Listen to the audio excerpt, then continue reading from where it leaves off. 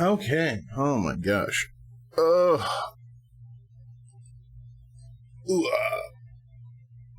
Alright. So let's get started on it.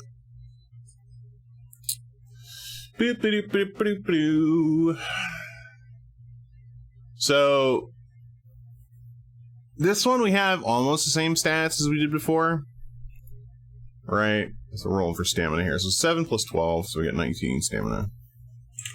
Alright. But then everything else is based off of 1d6. So skill, we'll say 9 is okay, I guess. The first time I played through this, I'm going to try and do it without cheating. The next time we will just cheat a whole bunch. Alright, how many magic spells do I get? Oh, I get 18. I think I have the max. I think I literally have the max. Magic. You know what? Give myself the best chance. I'm gonna say we got 12 here, and then we got a 3 here, so we got 15. Give myself the best chance. I'm gonna get bodied. There's no way, because like, so the way magic works in this game, because magic is like a new thing. I guess like all the final fighting fantasies, not final, but fighting fantasy games, have like a little quirk. Like whether that be magic, whether that be like Bushido or something. Like there's one that's like about samurais and stuff, which is kind of cool. So we'll do that when we get there. But the way the magic works,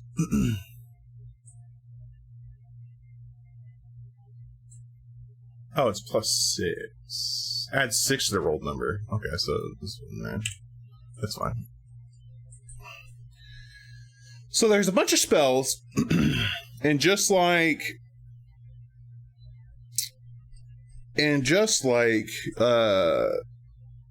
D&D,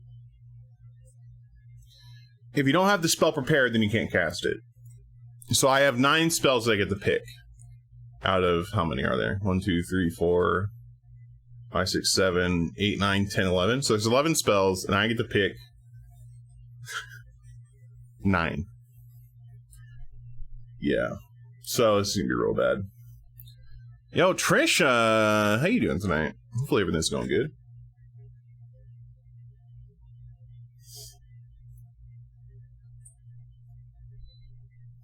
Just get magic missile.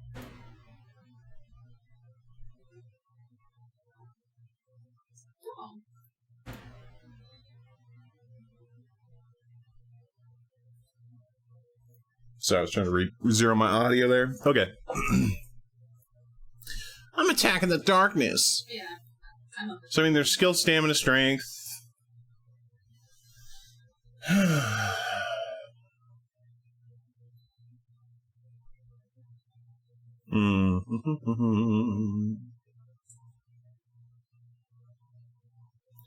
Yeah, no.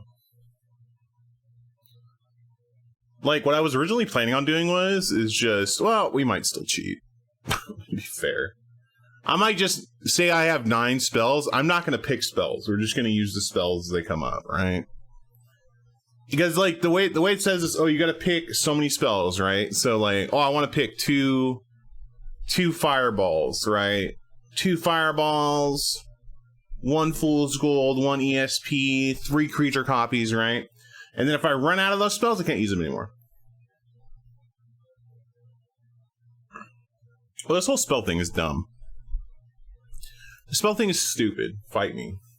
Don't even at me. Don't even at me. We have the spell. We're doing it. Alright. So we got a sword and leather armor. Sword! Leather armor! Alright. Look at, man, look at system error. You know me, Scam Kusho. If I can cheat, I'm gonna cheat. You carry a lantern and a backpack. Lantern. Backpack. Backpack.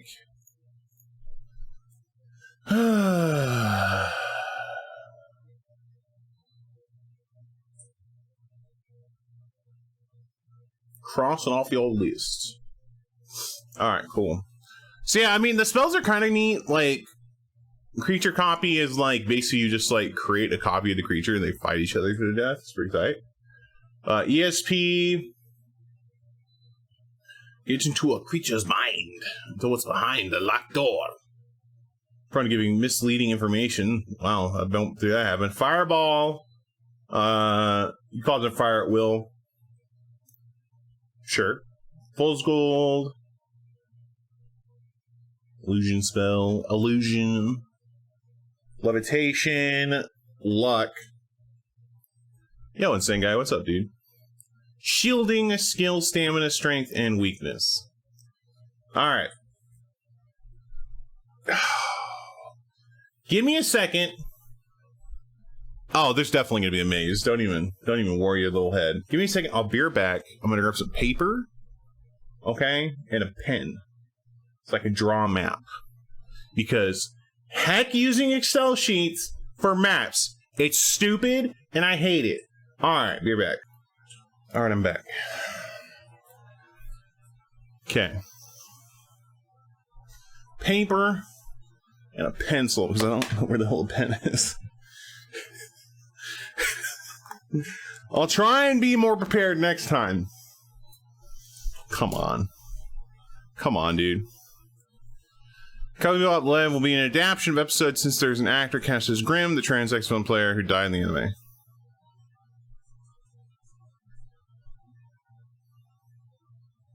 Okay.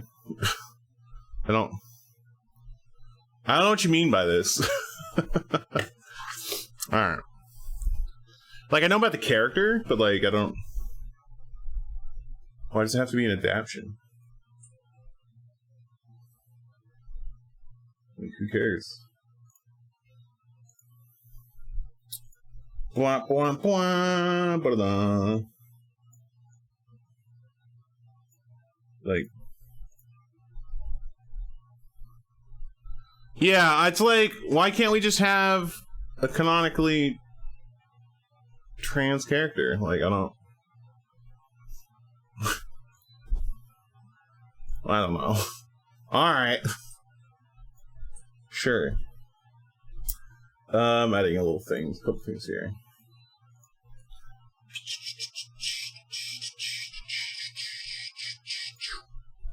Meow. Alright. Alright, time to die. Oh my god, we're gonna die. We're totally dying. There's no way we're not dying. Gosh. How many... Do we have any provisions? I don't think we get any provisions. Provisions don't exist. Wow, this is poopy doo-doo.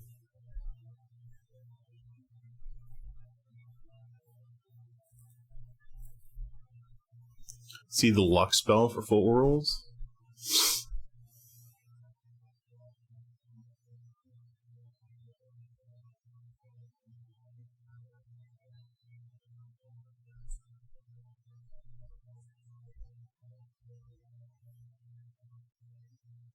Okay. Playing, it's... Who cares? Right, so here's the actual, like... Yeah, no, I'm definitely gonna die, like, super quick. Here's the actual, like, adventure seat. Which is kind of cool. Yeah, it like, they change a little bit from game to game, but not, like, super much.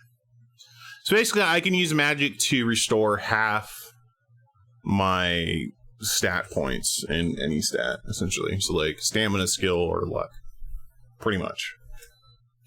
So, like, if I use magic to restore luck, it restores 6 points, right? Well, I guess for this game, yeah, let's just move this down. And our dice overlords can go up there. Alrighty. So I guess we start with this. Yo, what's up, Dragonfire? How you doing, dude? You are the star pupil of the Grand Wizard of Yore.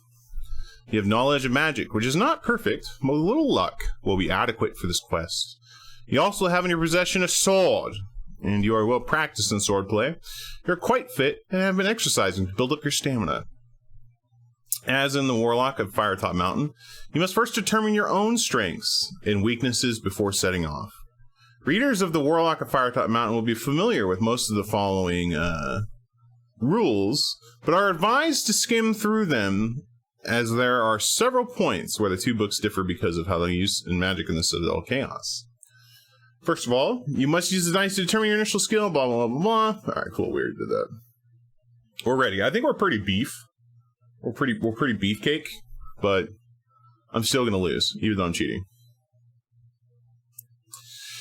The lawful good folk of the Vale of Willow have lived for some 8 years in awe and fear of demi-sorcerer Balthus Dire, in awe since his power is truly awesome, and in fear ever since word leaked from his domain that his ambitious plans of conquest were to commence with the Vale itself. A faithful half-elf sent on a spying mission to the Black Tower came galloping back to the Vale 3 days ago with a frantic warning. From within the caverns of Crag and Rock, Balthus Dire had recruited an army of chaotics and was preparing them to attack the Vale within the week. The good King Salmon, I know it's Solomon, but Salmon, was a man of action. Messengers were sent through the Vale that day to prepare defenses and to summon the menfolk to action. Riders had also been sent to the great forest of Yore to warn the half-elves that lived there and to make an appeal for allied forces. King Salmon was also a wise man. Yo, shouts to King Salmon. He knew well that the news would inevitably reach the Grand Wizard of Yore, a white sorcerer of great power, who lived deep within the forest. The wizard was old. It would not last through a battle of this magnitude, but he schooled a number of young magicians, and perhaps one of his students in the magic arts, with courage and ambition, would aid the king and his subjects. You are the star pupil of the Grand Wizard of Yore. He has been a difficult master, and your own impatience has often gotten the better of you. Perhaps a little too headstrong, you left immediately for Salmon's court. The king welcomed and enthusiastically explained his plan. The battle would be avoided without bloodshed if Balthus were to be assassinated before the army could be amassed. The mission ahead of you is extremely perilous. Balthus Dire is surrounded in his citadel by a multitude of appalling creatures. Although magic is your strongest weapon, there will be times when you must rely on your sword to survive. King Salmon has briefed you on your mission and warned you of the dangers that lie ahead. One way through the Citadel is the best for you to take. If you discover it, you will be successful with a minimum of personal risks. It may take you several trips to find the easiest way through. You leave the Vale of Willow on the long hike to Black Tower. At the foot of the hill of Crag and Rock, you can see its outline against the dark sky. Now turn over! Oh my god. Hello?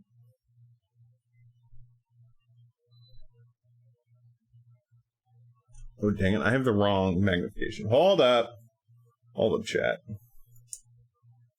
I'm trying to make it 150% so I can actually read it.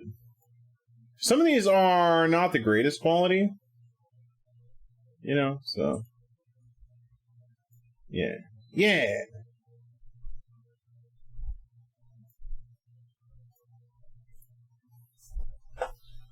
King Salmon? Yeah, man.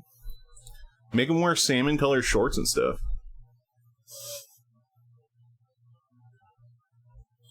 I guess we just put chat up here. There's like no reason not to. Alright, so we got this cool artwork. You have never... Oh my gosh. You hear muffled oh my god. Buddy, I can't read that. Muffled gruntings as you approach. I don't know. There's a picture. Cool. Some bad reading. The sun sets. As twilight turns to darkness, you start your climb up the hill towards that forbidding shape silhouetted against the night sky. The Citadel is less than an hour's climb. Some distance from its walls, you stop to rest. A mistake, as it seems a fearful specter from which there is no escape. The hairs on your neck prickle as you look upwards. But you are ashamed of your fears, with grim resolve, and you march onwards towards the main gate. Where you know guards will be waiting. You consider your options. You have already thought about claiming to be an herbalist. Oh, come to treat a guard. Oh, well, shit. We had to pick a thing, right? Hold up. Is that later? Hold up. I remember reading about this. Hold up, sorry. Oh, this is Manny. Let's see. Sorry, I thought I had to pick a class already. Like,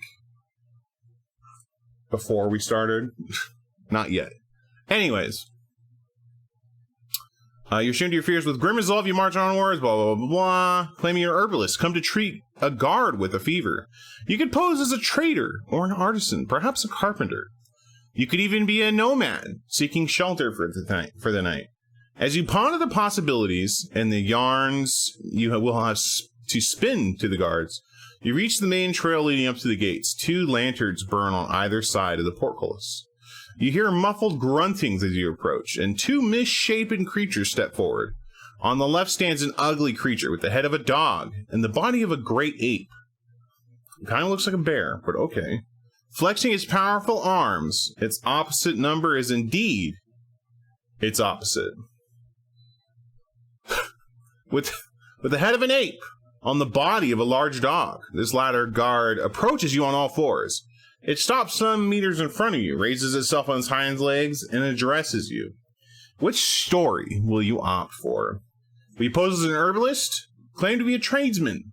Or would you seek shelter for the night? Seeking shelter for the night is a blow-up. Just throwing that out there.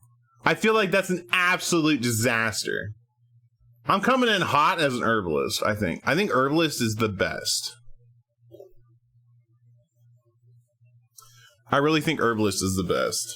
Like, the best idea.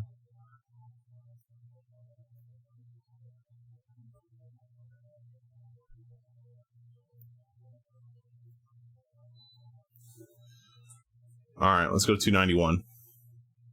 Oh, it's 261. Oh, shit. This eraser does not work well. No! Yeah, man, dude, I got that dank green. Got that dank green, baby. The ape dog asked to see your herbs. Luckily, you grabbed a few handful of weeds on your way to show them. Cocking its head to one side, the creature eyes you suspiciously and asks you for the name of the guard you have come to treat. Something you hadn't planned on. You quickly think of a name to bluff the creature with you. Blag, Killatrog, Pincus, or Blag?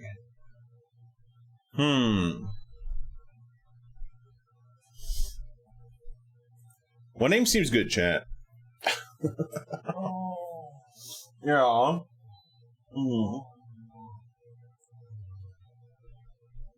Pincus? Yeah. Oh man, we saw a really cool sloth bed for Lily at Winko. And like, I might buy it next time to see if Lily will sleep on it. I know she won't, but that's a risk I'm willing to take. Yeah. It was a really cool sloth bed. Alright, Pincus it is. Yeah, it's a sloth bed. 175. The creature's never heard of a Pincus within the Citadel. The dog ape holding the mace growls and steps forward. You may quickly choose another name. Turn to 110 or prepare to fight. Then turn to fight them. Oh my god. 110, we're already sucking it up. Yo, Pincus was a blow-up, System Error. What the heck, man? I'm obviously not taking any blame for this. Test your luck. If you're lucky, you choose another name which is familiar to them, and they summon the gatekeeper, who eventually appears to let you in. If you are unlucky, this was another poor guess, and they advance towards you with their weapons at the ready. You will have to fight them. Yo, shots opponent. Okay, so I gotta roll just I mean, I win either way. It doesn't matter what I roll. Because I have 12 luck. I have perfect luck.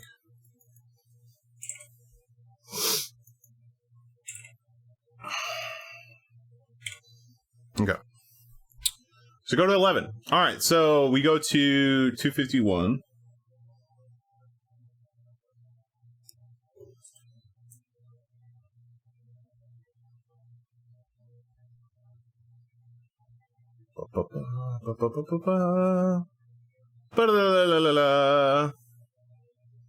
Should probably be keeping a log of this stuff too, like what entries I'm going through.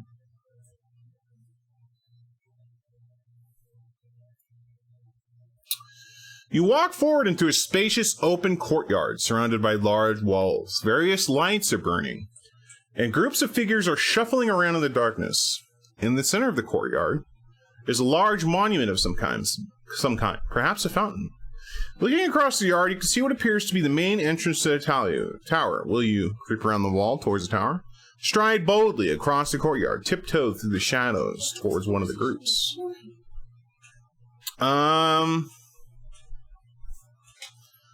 I mean, I'm cool with creeping around the tower, wall towards the tower.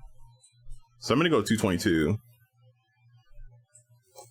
Let me open up another one of these so I can actually keep track of, like, what I'm doing.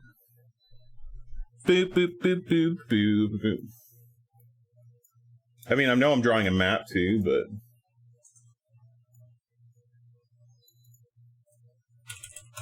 Two.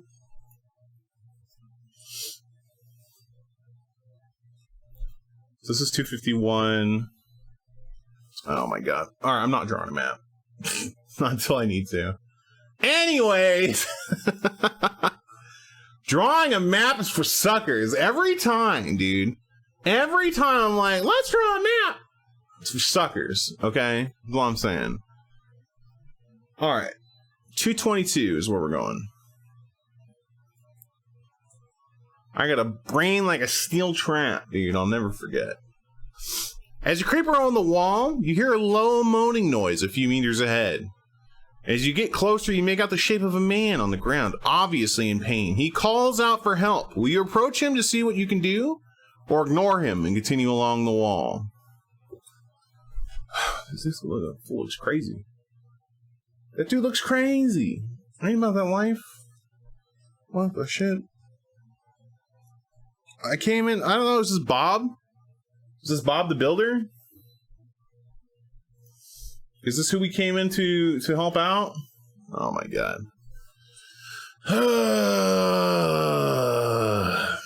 Do we want to help him? It's Steve. Yeah, no, it's stupid. We're gonna ignore him. 14. We got other shit to do, man.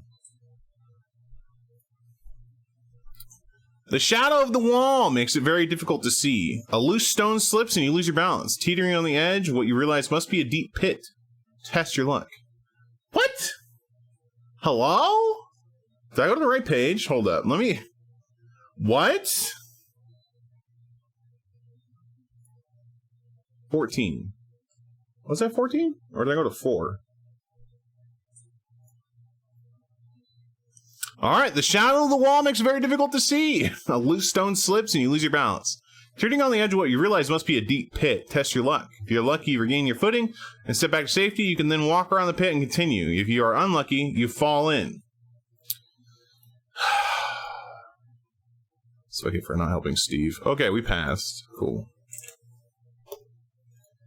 79. Garfo. At least I didn't fall in. Goodness gracious. In the far corner of the courtyard, you come across a peculiar bush. With branches twisting out from the central stalk as if in agony. The leaves are diamond-shaped with small berries underneath. Flat and table-like. You may take some berries with you on your adventure and creep further along the wall to the main entrance of the Citadel. Turn to 218.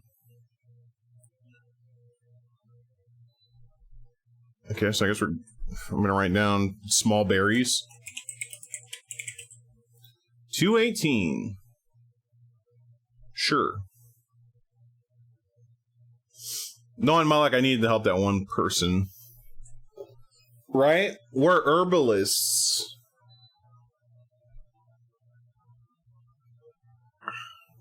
I got the herb. 218. By a single flickering candle, your blood drains as you see a 3-pronged trident heading directly for your throat. In a flash, you must decide what to do. Will you immediately cast a shielding spell? Try quickly to sidestep the weapon. So I use magic here. Who is throwing a trident at my neck? Do I want to, like, expose that I'm a wizard already?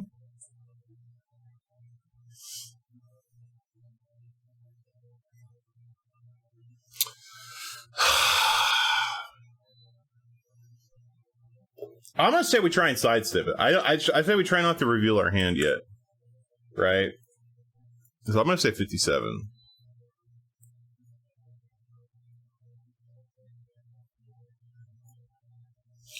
Test your luck. If you're lucky, turn 1 to 50. If you're unlucky, turn it to 33. Oh, God. We're lucky. We're still pretty good. We're still pretty good shape.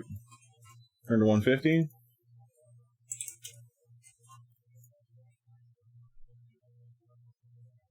$150. You duck quickly to avoid the trident. It misses your neck but glances off your forehead. Lose 2 stamina points and turn to 374. Oh, okay. I like how I succeed but also lose. That's nice. 374. I don't know what this is about.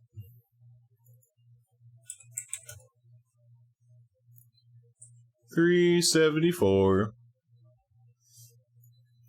As you compose yourself after the fright, you glance around the room. It is obviously some sort of military headquarters. Scrolls with strategic maps hang from the walls, as do portraits of past generals. A bookcase in one corner holds hundreds of leather-bound volumes. Ornate drapes are drawn across a large window. A cabinet along one wall holds pikes and swords of a variety of deadly shapes and sizes.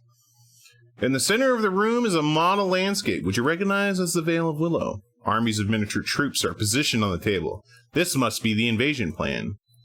Leaning against the table, with eyes fixed on you, is Balthus Dyer himself. His very stature is formidable. Well over 2 meters tall, he's built like an ox, with broad shoulders and muscular arms. In his battle tunic of leather with wide studded wristbands, he looks more a soldier than a demi-sorcerer he really is. "Impotent peasant," he growls. "Do you think you are any match for Balthus Dyer?" With these words, he snaps his finger and you hear a grunting from behind. You swing around to see a grotesque creature shambling towards you. Its hairy body has 4 arms, each ending in vicious-looking hooks. As it approaches, it slashes the air in front of you. "Why, I'll wager you're not even a match for a claw beast," laughs Dyer. Will you draw your sword to defend yourself? Cast a shielding spell. Cast a weakness spell. Considering this is our first fight, I don't feel like we need to, go ham and, try and not die yet. Yeah, there's like 0 positive outcomes here. I wouldn't cast a shielding spell. Like, weakness would be the thing, but even then, like, Balthus Dyer is right here, so does he actually care? I like how much of, like, the stuff in this game is like, do you want to use a spell? Do you want to use a spell? Hey, Kaku, you want to use a spell? We all know it's a trap. Alright. I figured this would kind of be what happened.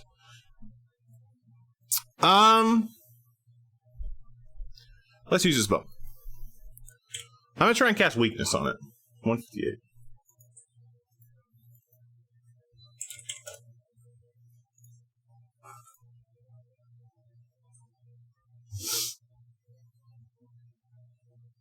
$158. The beast whimpers as the spell takes effect. The immense weight is indeed a burden without its normal strength. It collapses in a heap. Unable to lift itself from the ground, you step over and run your sword through its chest. The unfortunate creature lies dead at your feet. 377.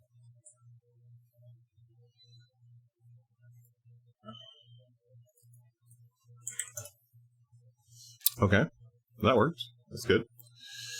Balthus dire surprised at your success. So, he exclaims, you think yourself stronger than the rest, eh? You may act quickly and cast a spell at him. Which will you choose? An ESP spell, a fire spell, a creature copy spell? If you have none of these, or prefer not to cast a spell, turn to 355. I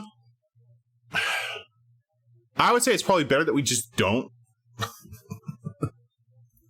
Well, I'm gonna go with don't. I'm just gonna go with don't.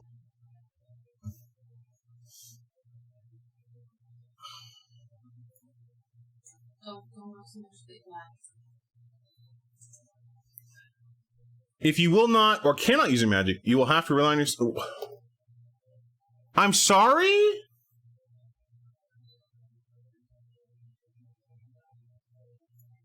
If you want, I guess it is. Dude, what the actual shit? 12 skill, 19 stamina. As you advance with your sword drawn, the sorcerer pulls out a scimitar from his belt. Yes, he gloats. I will take great delight in finishing this off with a weapon. And with those words, he leaps over the table towards you. The battle of the fall, you fight to the death. No, not unlimited magic, just I didn't have to choose which spells I had. Because you have to, like, pick your spells, right? Like, you have so many of this, so many of that, whatever, right?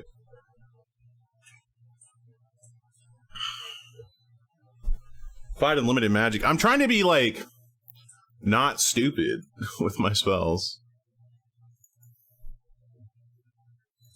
Alright, so 12 and 19. Oh my god, just straight up and down. Alright. I go. We gotta roll higher than a 6. Tie. Alright, roll again. I go 10. I roll higher than 10. 10. Push again. I go 4. Alright. I'm taking 2. I go 6. 10. I'm taking another. Oh my god. Hello? I can't help but feel like we messed up somewhere, but 7. 6. I'm gonna test my luck here because I want to see if I can get double damage. So I'm gonna test my luck, which I pass.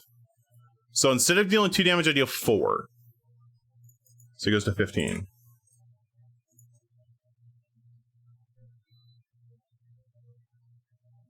I think the place you messed up was actually looking at the rule and finding out it ties a reroll, not an automatic win.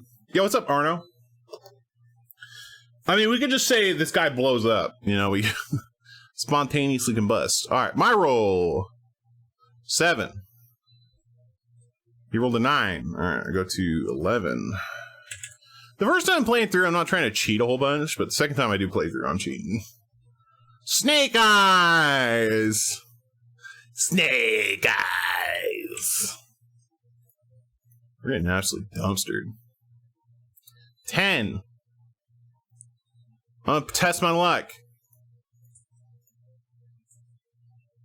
Let's go. Okay.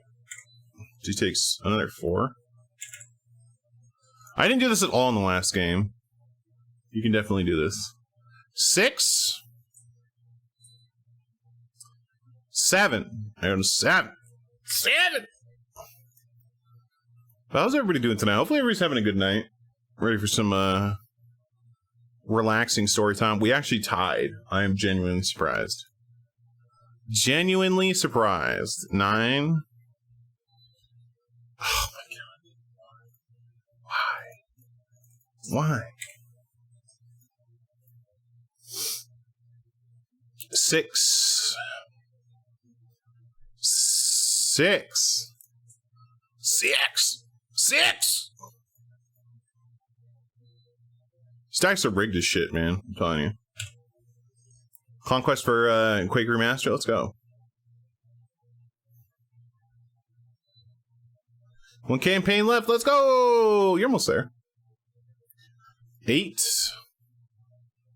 7. Oh my gosh. Push my luck? I'm gonna test my luck again. We're getting risky here. Nope. Failed. I only deal 1 damage.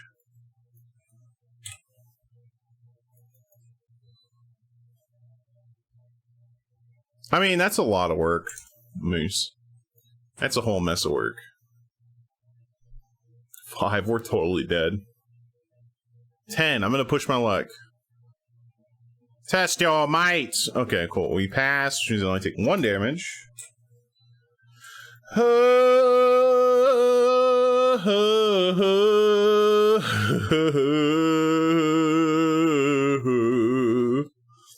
Oh my god. 5? I can't test my luck here. It's a blow up. Yeah, definitely. 7 versus 7 tie. 10. 7. Okay, this is a dream. We have a dream.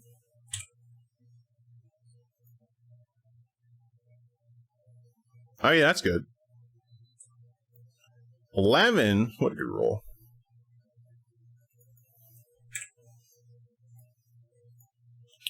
Oh my god, dude. 8 versus 7. Oh, there's a dream. There's a dream. The dream is alive. Hold up, chat. The dream is alive. Are you just 7. radio and not saying anything? Oh, the dream is alive. Are you just listening to the radio and not saying anything?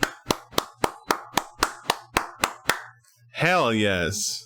I don't know how we survived that, but that was pretty... That was pretty clutch. Alright, 400. We slayed the sorcerer somehow.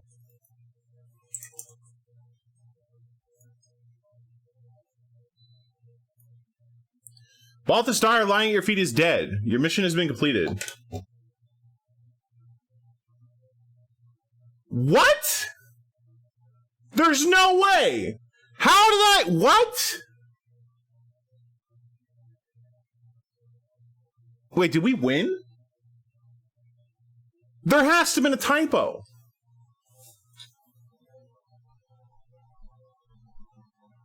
That has to be a typo. Did we just straight up win? Like, the only thing we cheated at was using a weakness spell. That's it. And I had 9 spells. Yeah, I think I won. My goal was to kill Balthus Dire.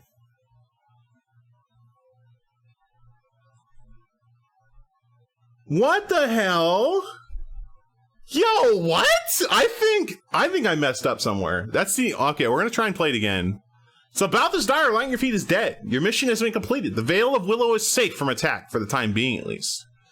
To make sure his plan is destroyed, you take the drapes from the windows and spread them across the table on which his battle plan is laid out.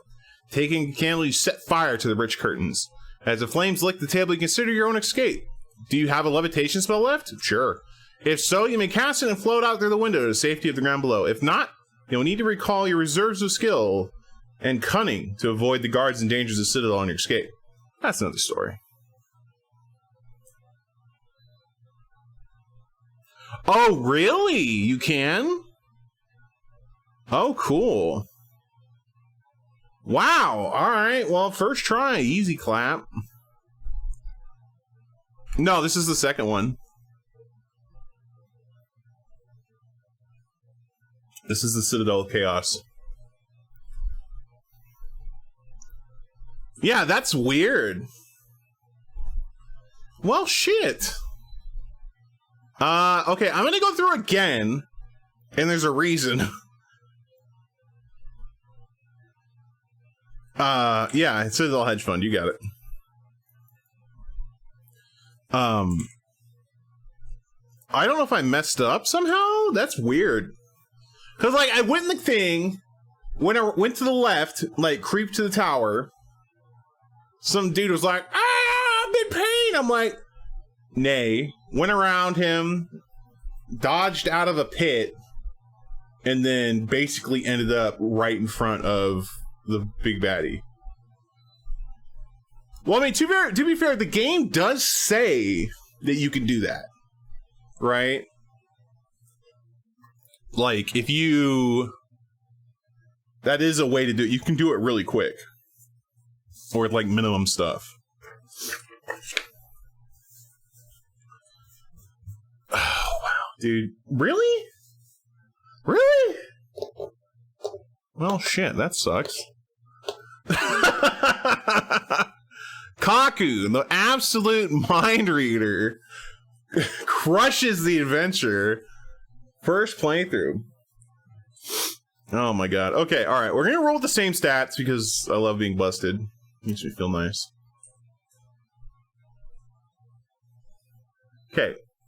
So we're gonna try it again. I just want to see if, like... I'm tempted to look through this now. Alright, so hold up. Let's look through it. Let's look through. I want to make sure I took the right path. Because for some reason, I don't think I did. Alright, so we go with that there. We're an herbalist, so 261. I'm just going to get this to line up real quick with my current stuff. So 261. Well, I just first tried this. What? This adventure boat. You're done? First tried it. You're done? Yeah, I beat it already. What the heck? Ape Dog, I see herbs, lucky blah blah blah. We said 175, we said Pinkus. He's like, har har har. Ain't nobody know that. I'm just double checking here because I think I might have cheated. I'm not sure. Turn to 110. So you decided to choose a different name. Yo, what's up, Moose? How you doing tonight? I'm just like trying to make sure I'm not losing my mind. Test your luck. I passed 251.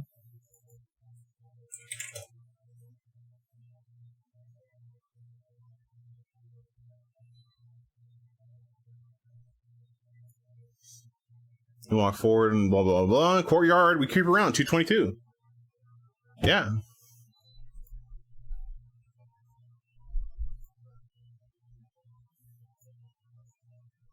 I'll just double check. There's not many more turn pages left. There's like 10 more turn pages. So 222. See you all tomorrow, nerds! I mean, like, I have another one we could do, but I'd rather just kind of mess around. Like, we really haven't even explored this one. 222, turn to... So we ignore him. And turn to 14. Because I'm not talking to no zombie. Screw that, dude. I actually was like, oh, I'm gonna regret this, because that's stupid. Look how much stuff we missed, man. Salty run back? No, victory lap. Raspberry Pi cluster for funsies? That sounds cool, dude. 14. We passed, so we went to 79. Yeah, we're gonna go just a different route and just get lost. The far corner courtyard. Cool, cool, cool. 218.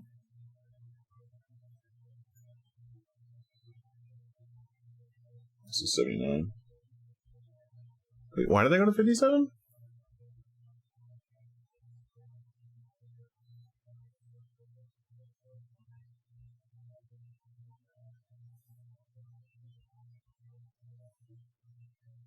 I think I hella cheated. Oh, so, yeah, 218. Okay, I thought I cheated. No. I did not. Because, yeah, 218, they throw a trident at me. I decided not to use a spell. And I sidestepped because I'm like, oh, it's still too early. I don't want to get, you know, like, give it away. Oh, I read the wrong one. So you did cheat. I did cheat.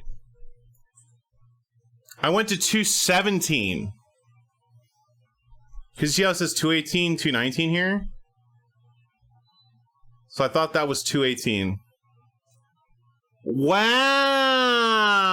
Why would you do that? Alright, I cheated.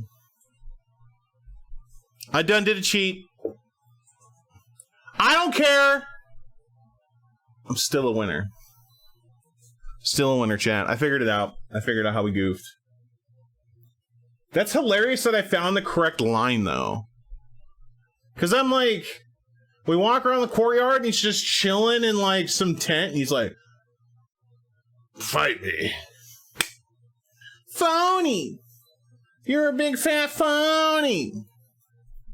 Ah, well, you get over it. Alright. I don't care, we won. If I was a kid, I'd be like, yeah! Take that, Balvia's Dire, you stupid nerd!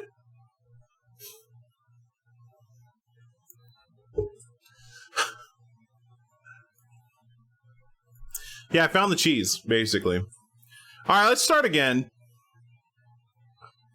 King Salmon sends us up, blah, blah, blah, blah. We climb up the mountain and meet Dog Bear and... Or Bear Dog and Dog Monkey. We're in a pose. We're asking for shelter for the night. Make this as stupid as possible. It's a punishment for our sins. The head dog tells you that no one is allowed in the Black Tower after dark. You will have to look elsewhere for shelter. You may either resign yourself to a fight, or you may pick up stone and cast a fool's gold spell, offering them a nugget of gold as a bribe to let you in.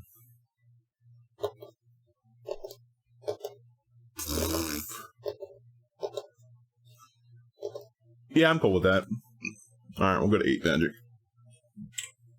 Excuse me. Jeez Louise. Alright. So, 96.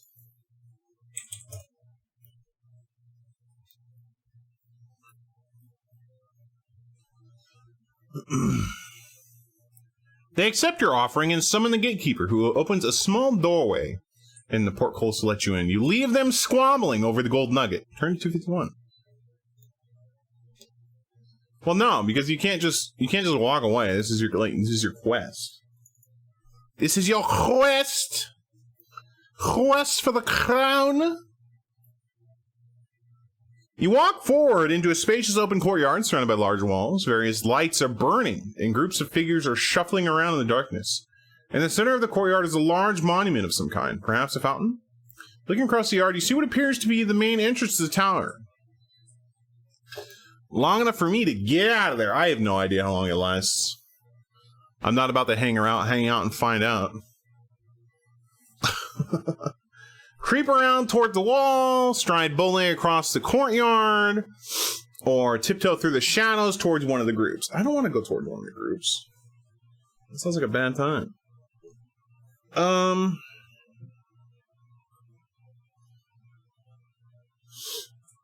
We're just going to stride boldly. We're making a bunch of stupid decisions.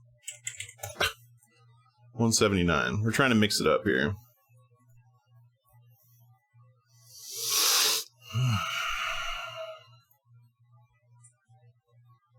$179.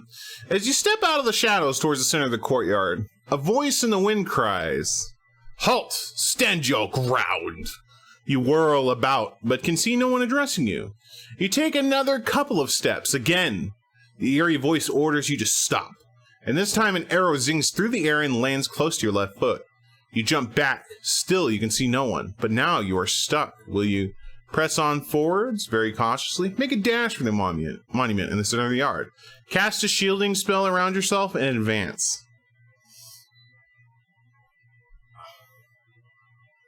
You'll know it's about to go down later if you get a branch that says, if you offer fool's gold to the guards, turn it to 97. Right? That's probably what's going to happen. So I can press on forwards cautiously, make a dash for the monument in the center, or cast a shielding spell. Look at man. I'm not here to waste all my spells. I think we're gonna make a dash. 125. We're gonna run for it.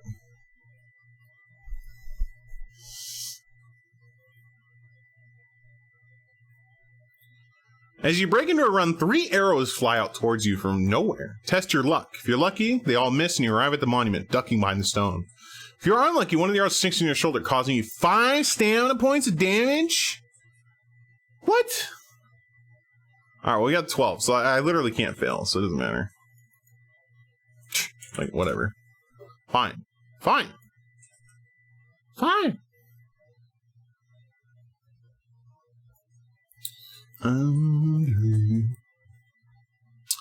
So we need to turn to 209. So we didn't get hit, which is cool. So I have amazing luck.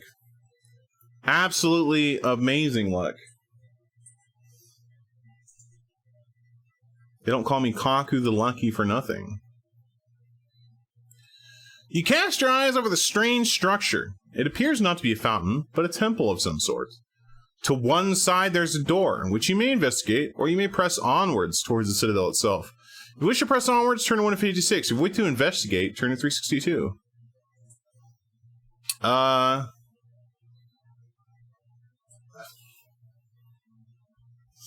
temple? Let's investigate. There might be something in here we need. 362. Yeah, I think that was like the most successful accidental cheating ever. Because most of the time, if you like pick the wrong thing, you just like get warped. Or do something crazy. And like the way it started though on that page was like a trident comes out of nowhere. I'm like, all right, nothing weird about this. The door opens and the small room inside is lit by candlelight. Cautiously, you look inside to see a strange sight. On a stone altar in the middle of the chamber are 3 silver chalices, each containing a different color liquid, one clear, one red, and one milky. Fluttering above the altar are 3 small winged gremlin-type creatures, all chirping excitedly. Every so often, one lands on the altar and takes a sip of the milky liquid. The open door creaks on its hinges and startles them. They whirl around to see you and become very excited. You may either enter the chamber or close the door quickly and press onwards towards the Citadel. 58, because I'm about to slap some gremlins. Who's feeding gremlins after midnight, man? Unbelievable. Have they not seen the movie? What is happening, dude? As you enter, the gremlins flutter and squeak excitedly, then fly past you, through the door, and out into the night. You're not alone with the chalices. Will you risk taking a drink? If so, which will you choose? We got clear, red, or milky. I know the gremlins were drinking the milky one. But I'm a fruit punch guy, so we're going to go with fruit punch. We're going with the red, 267. Let's rock.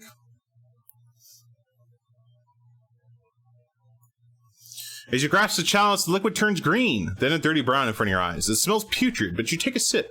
With a grimace, you spit it out. You're drinking muddy water. You leave the chamber and head to the Citadel. Turn 156 and lose 1 luck point. Oh, well. I drank poop water, apparently. That's cool. As you stride across the open courtyard, you notice that you're walking alongside a small mound, almost like a buried pipeline running from the black tower to the temple. You bend over to investigate it. Could it perhaps have been made by a mole of some kind? As you touch the mound, it caves in, and to your horror, a long gray tentacle covered in warty growths bursts out from the ground and wraps itself around your leg. How will you fight this thing? Cast a fire spell, cast a levitation spell, draw your sword. I think I'm gonna hit it with a fire spell because I feel like I'm ready to get chug-a-lugged. Alright, 114. Yeah, I've seen enough anime to know where this is going.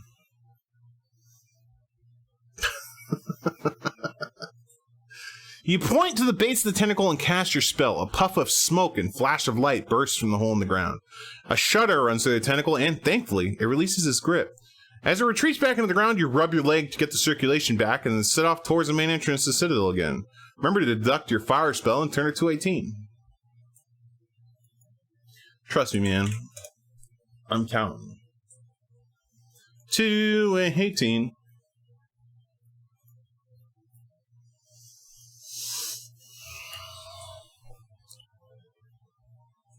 See, this is what I'm talking about. It's just, it's so easy. It's so easy to mix these up.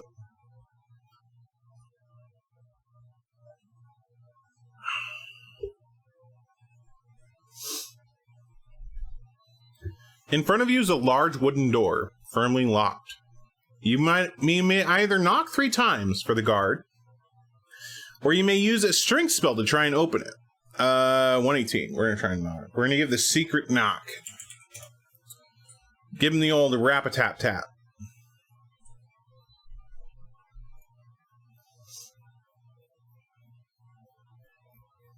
Rap-a-tap-tap. The door opens and a large, brutish creature steps out. It has a sharp horn in the middle of its forehead, and its skin appears to be armor-plated. It grunts to ask you what you want and demands the password before letting you in. Do you know the password? If so, turn to 73. If not, you will have to bluff your way in. 198.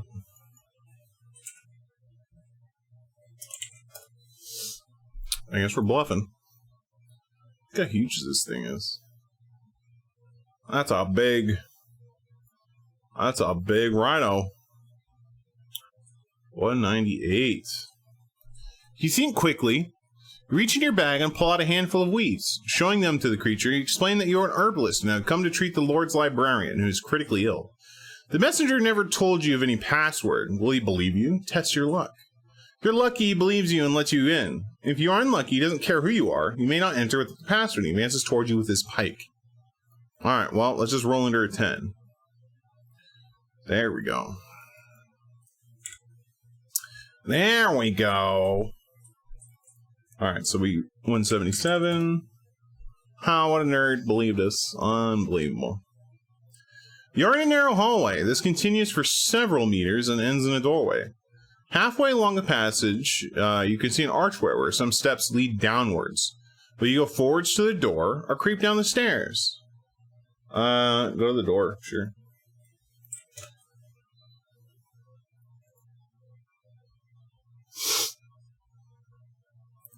Five. You try the handle of the door and it turns, opening into another hallway. Some distance along, the passageway turns to the right and ends shortly in another door. On the door is a sign which reads, "Please ring for butler." A rope, evidently the bell, hangs by the door. Will you ring as instructed or try the door handle? Please ring for butler. Well, I don't need the butler, so I think we're just gonna try and door handle. I can't read.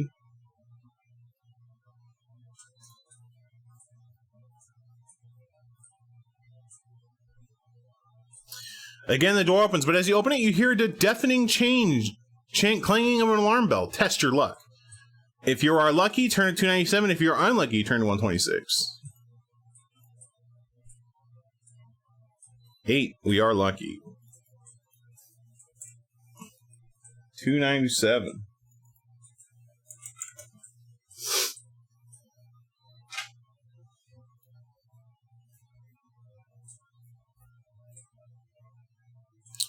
You slam the door shut behind you, and above the clanging bell, you hear the sound of footsteps, running quickly and getting closer.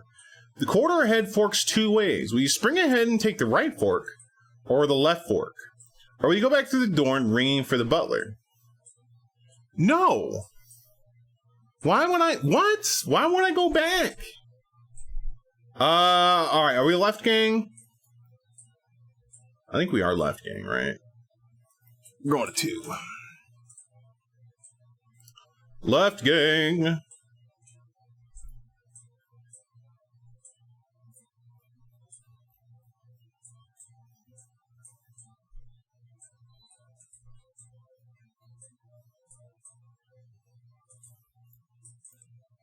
Yo, shots to left, gang. A little way up the passage, there's a doorway on the right-hand side. The door has some strange scrawling on it, but they're a language that you do not understand. Will you try to open the door, or will you continue the passage? Trying the door, why not? I ain't got nothing to lose. 142.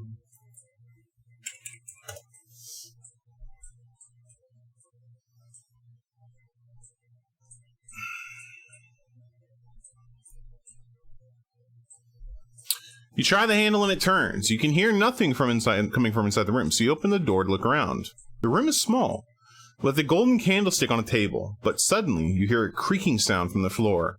Too late. You realize the stones beneath your feet are shifting to reveal a trap. You fall feet first into a pit. As you hit the bottom, you roll sideways down another passage and continue rolling downwards, try as you might. You cannot stop yourself rolling head over heels until eventually you come to a halt in a small chamber.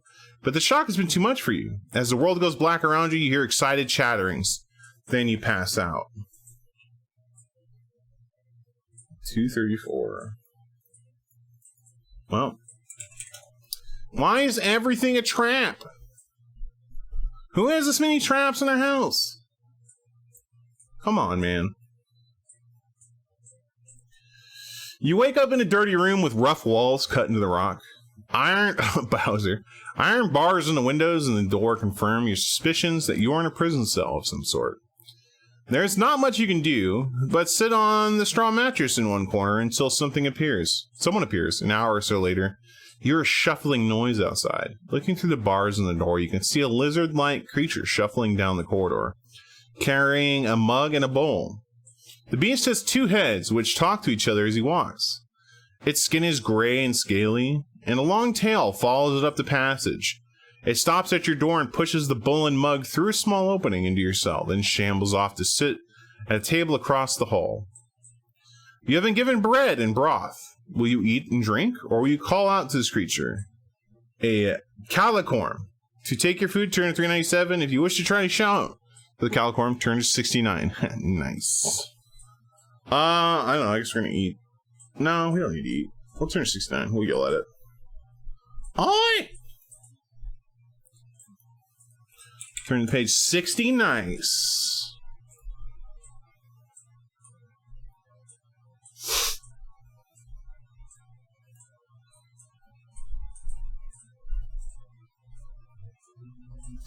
The creature's not very talkative, but you do discover that you are in the dungeons beneath the Black Tower and you will probably never be released, unless you are given to the Ganges for sport. When you question him about Balthus Dire, he goes silent. You had better try a spell to get you out of the prison. Turn to 193.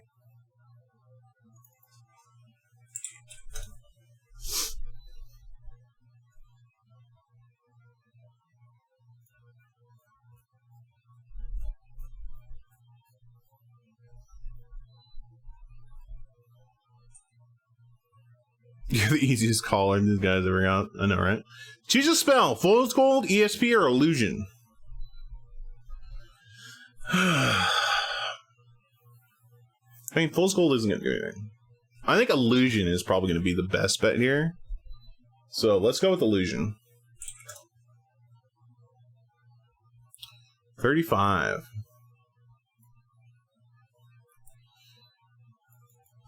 Make sure to update that.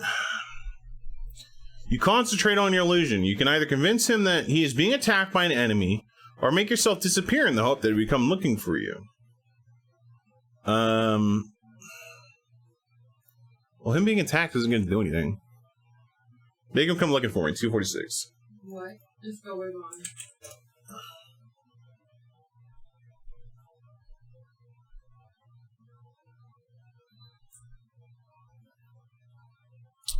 You disappear. You can, however, still watch the Calicom from yourself.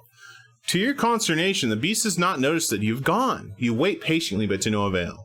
And now you start to worry that the spell will soon be wearing off. You kick the dust at your feet. The creature looks up and rushes over to your cell door. You are nowhere to be seen. It opens the door and enters the cell, but as it does so, your spell begins to wear off. Try to trick me, eh? Says the Calicorn as it grabs you. You will not have to fight this creature. You may cast a weakness spell on it, will reduce its skill to 5. No. No, that's... Stop trying to get me to waste spells. Jeez Louise. This game's like, hey kid, you want to waste a spell? Hey, you want to waste a spell? Alright, so we hit it with a 9. So that's to roll 12. So it's high.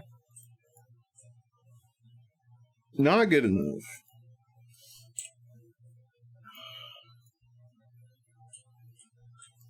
Okay, so we got roll a 7.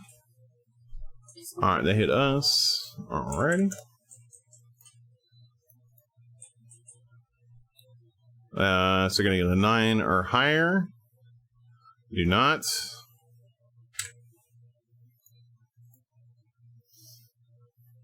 Snake eyes. Barely won, but alright.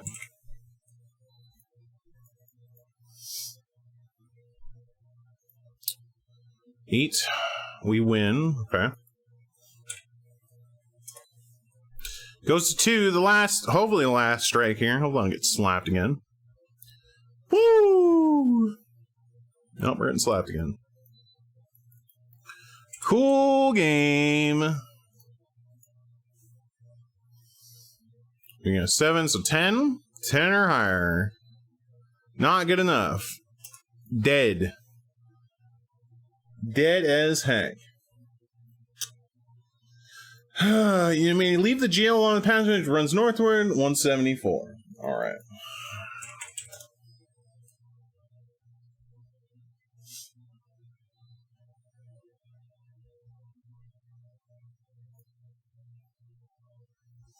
The passageway twists and turns, eventually ending in a flight of stairs going upwards.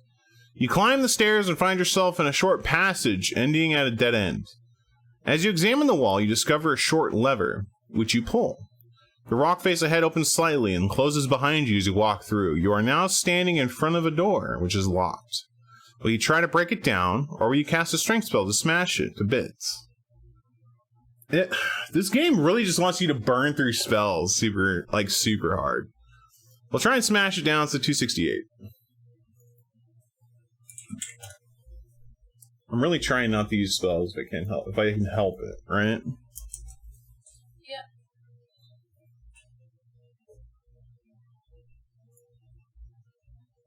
As you hit the door, the wood cracks a little, but does not give. You try it again, and this time the wood splits down the middle. You break your way through the room behind it. Turned to 210. Wow, not gonna even make me do a skill check? Just like, alright.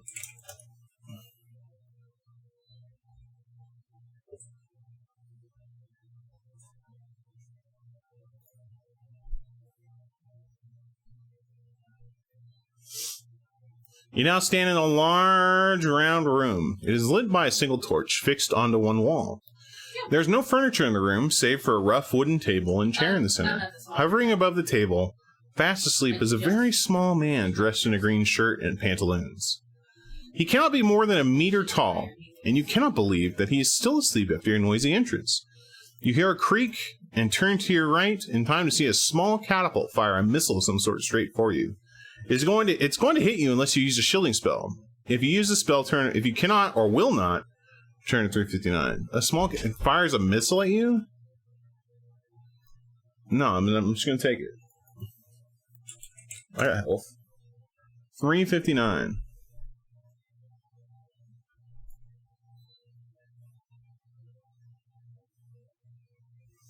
You try to duck, but cannot avoid the full impact of the missile.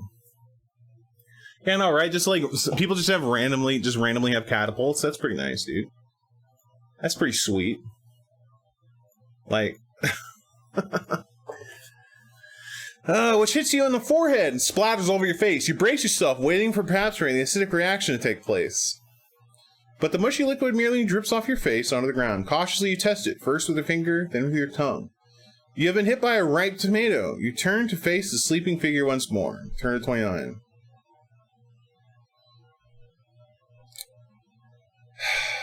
This game, dude. This game is seriously trying to get you just to use spells. Right?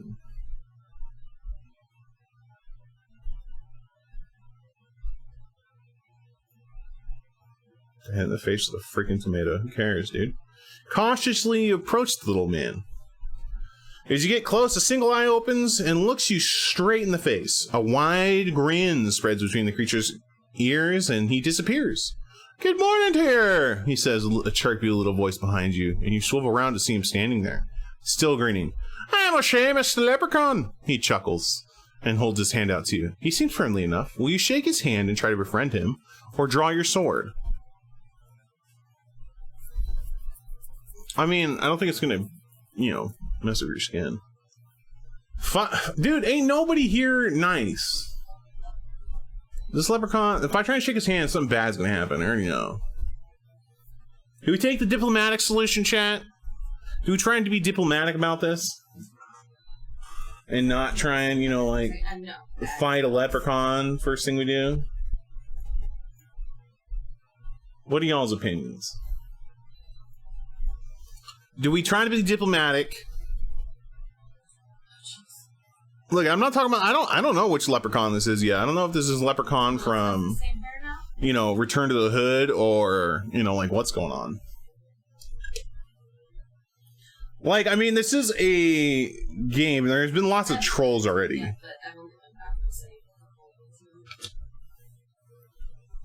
You vote diplomacy? I'm cool with diplomacy. Like, I feel like diplomacy is a good idea. Like, we can try it, right? Yo, Bunny Link, how you doing, dude?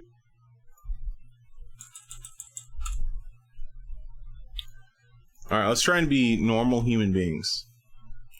271.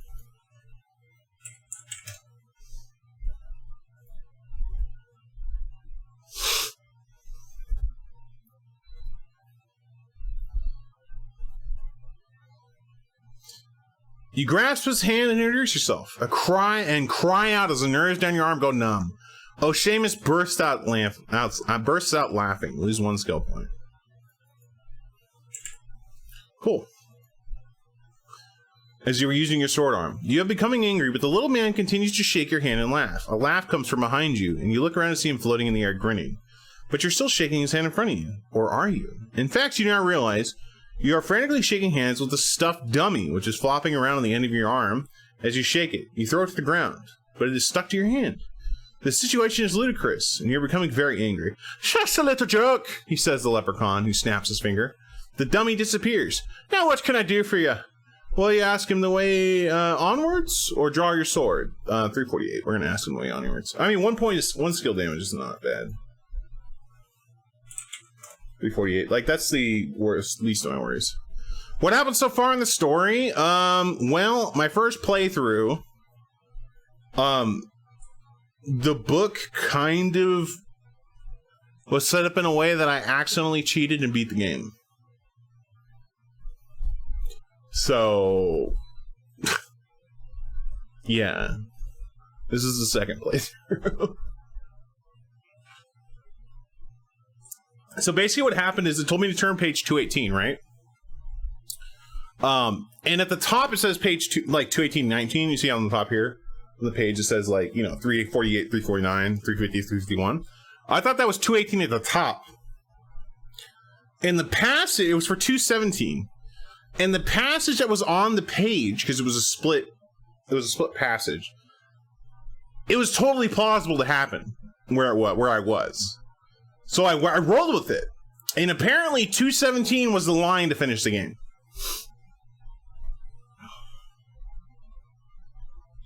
It was sheer dumb luck. So it is what it is. Alright, 348. Oh, I wouldn't go this way, says Seamus. These are not pleasant parts. These 3 doors are the only ways onward. 2 of them are very dangerous, and the other is very smelly. On the opposite side of the room are 3 doors. One has a brass handle, one has a copper handle, and one has a bronze handle. Which will you choose? 2 of them are very dangerous. I'm going to ask his advice. 68. Seems like a purveyor of Lucky Charms. Which one would I take, eh? He sneezes. Let me see. I would not take The 2 doors to the left and the copper-handled door, nor the door to the right and the bronze-handled one. I would not take the 2 doors to the left. Oh my god. I would not take the 2 doors to the left of the copper-handled one, nor the door to the right of the bronze-handled one. I think just the one on my back. Half of it looks dark. Especially here. So the brass and the bronze, we're not taking, so we're taking the copper one, right?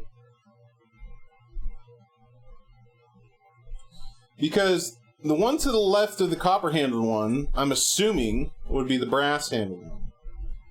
Or the 2 left will be the brass and the bronze. Nor the door to the right of the bronze-handled one, which would be the brass-handled door if you wrap around. So, I would assume we're taking the copper-handled door. So let's go to 22.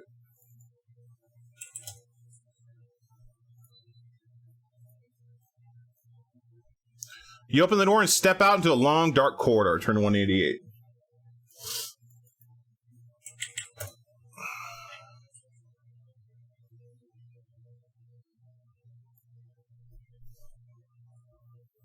A sudden intense flash of light bursts out in front of you. You shield your eyes and rub them.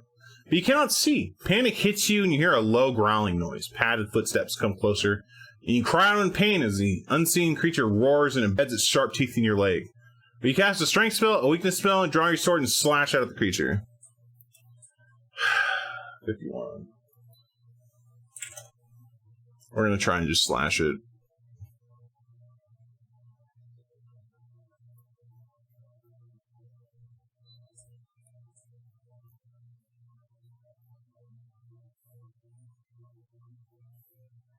You slash about madly with your sword, but cannot hit the creature. Either it is extremely quick, or it has no solid body for you to hit. Its teeth are now tearing at your flesh, and you feel blood in your leg. You will have to protect yourself with your magic, or face certain death from this unseen creature. If you cast a strength spell, or a weakness spell, or if you cannot, or will not cast either, turn it to 80. Yeah, that's the thing. I guess we'll cast a weakness spell, so 159. Because the strength spell isn't going to do us any good. If I can't hit it, having strength doesn't matter. Right?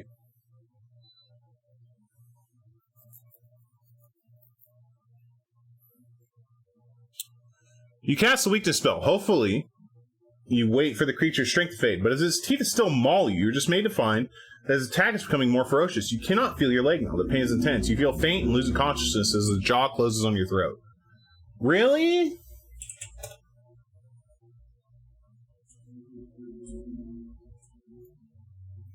Well, I died. You awake and look around. As your memory returns, you are amazed that you can see. Your leg feels tender, but is uninjured. You hear a small chuckle coming from above you, and suddenly the whole thing makes sense. Floating above you is Oshimus. Osimus. Shimus? I don't know. Now laughing loudly. The whole thing has been one big practical joke. You are enraged and leap to your feet. But as you glare at the funny little man rolling about in his air and hysterics, you can't help but see the funny side, too. So I guess I go to 5. You chuckle, then giggle, then laugh loudly. For some time, the two of you roar with laughter until tears stream down your face. When you're both able to control yourselves, you eventually settle down to chat. He is a pleasant little man. Before you leave, he says, "Indeed, you're a good sport. The way ahead is fraught with danger, though. But perhaps these will help you." With a wave of his hand, a sword and a plate appear on the table. The sword is magic. Battle sword and will add 1 point to the dice roll when throwing for the attack strength. Seamus? Yeah. Seamus.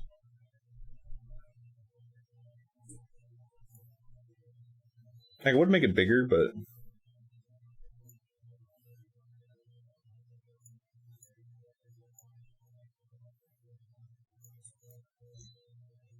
it's a little weird at that point.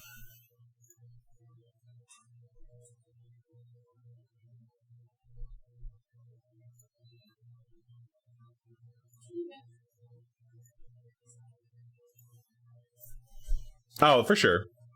I know this is kind of... it sucks because this one is a 2-page wide. I prefer if it's 1 page, right? because it doesn't take as much. So we got a +1 sword.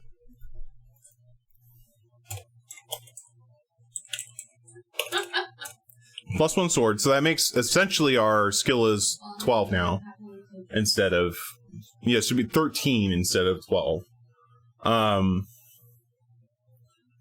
A silver mirror of fine workmanship. You may take these with you, but you will have to leave your old sword behind. Okay, cool. Silver mirror. Okay. Well, those will probably be really useful. No. The right of the bronze door. At least it wasn't like So I give props for funny, now creepy. That didn't. let's go with the bronze handle door, I guess. So 338. I'm gonna get trolled again.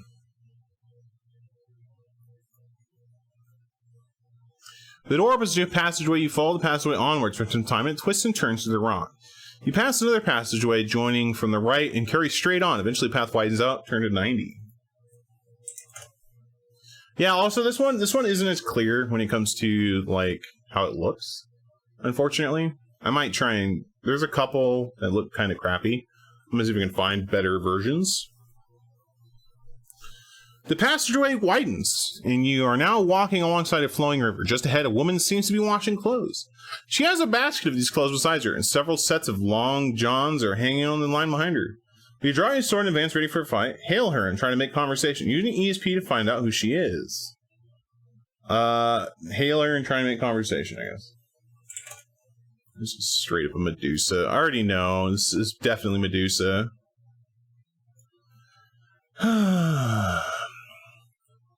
What brings you to these parts? She demands. You tell her your story, carefully avoiding telling her of your real mission. She advises that if you know of any magic, you should flee from this place. The creatures you have met so far do not compare with those you will come across within the Citadel Tower itself. My God, we're not in there yet? She tells you will never meet the Master without finding the fleece first, and bids you luck on the mission. Add 2 luck points to the information you have learned and set off onwards. I'll take 2 luck, hell yeah. Yeah, like, this whole layout is still a work in progress. Like, I'm trying to figure out how exactly I want to do this.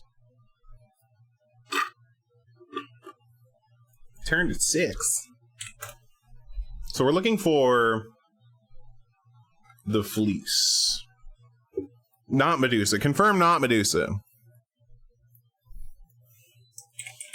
Looking for the fleece. Sure. Turn to page 6. The path runs alongside the river for several meters and then cuts back into the rock. You follow the path for some time. Turn to 367.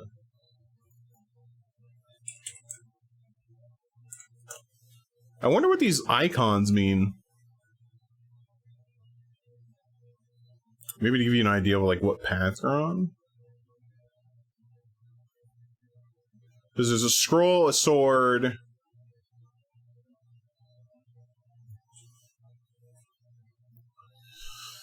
Some way along the passage, you arrive at a 4-way junction. You take a path to the north, which eventually leads you to a large wooden door. You can hear nothing but listening at the keyhole. You try to open the door slowly and quietly, or charge the door down. We're trying to open it quietly, because I don't need to freaking charge a door for no reason. 308.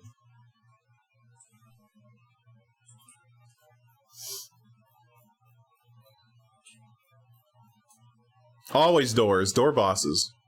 The handle turns and you step into a dark room. Turn to 257.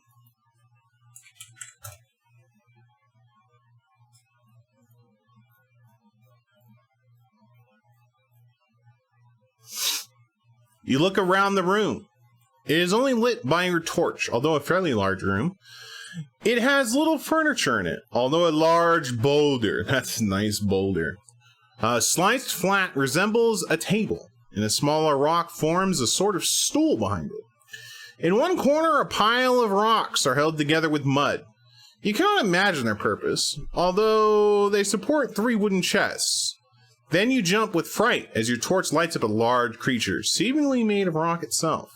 Standing by the door, it is a roughly humanoid shape. Although somewhat larger, its eyes are staring straight at you, but you cannot be sure it's actually seeing you. Will you run to the other door, attempt to speak with the creature, move slowly toward the boxes in the corner? We're gonna move slowly towards the boxes. 200. 3 chests. Oh, also here's a picture here on the left side. Left side picture. It's that one guy from Guardians of the Galaxy. Can't remember his name. At your first movement, the creature seems to break from its trance and step towards you, seeing that you may either run for the door at the far end of the room or make for the boxes and risk taking on the silent golem. No, not Groot. There's the in the second Guardians of the Galaxy movie when they're in jail. Is that Guardians of the Galaxy? No, the Thor movie. Sorry. The Thor movie, not Guardians of the Galaxy. Thor movie. The rock guy in the jail. Unbelievable. Kaku not remembering movies? Alright. We're gonna risk taking on the silent golem. I think we're okay. We got a 98.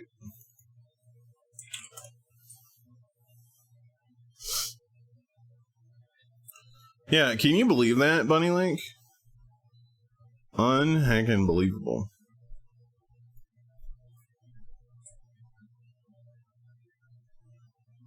Let me see.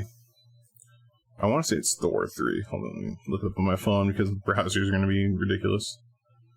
Thor 3 rock guy. Korg.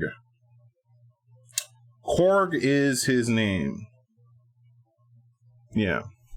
Yeah, what's up, Darkrit? Korg.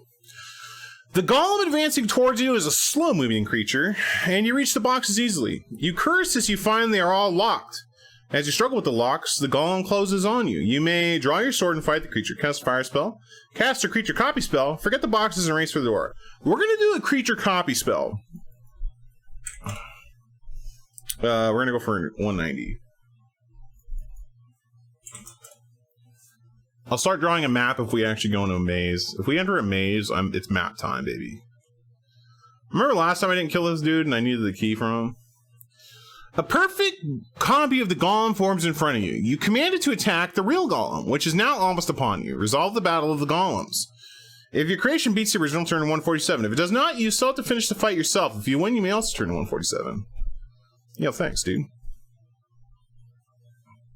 8 skill, 10 stamina.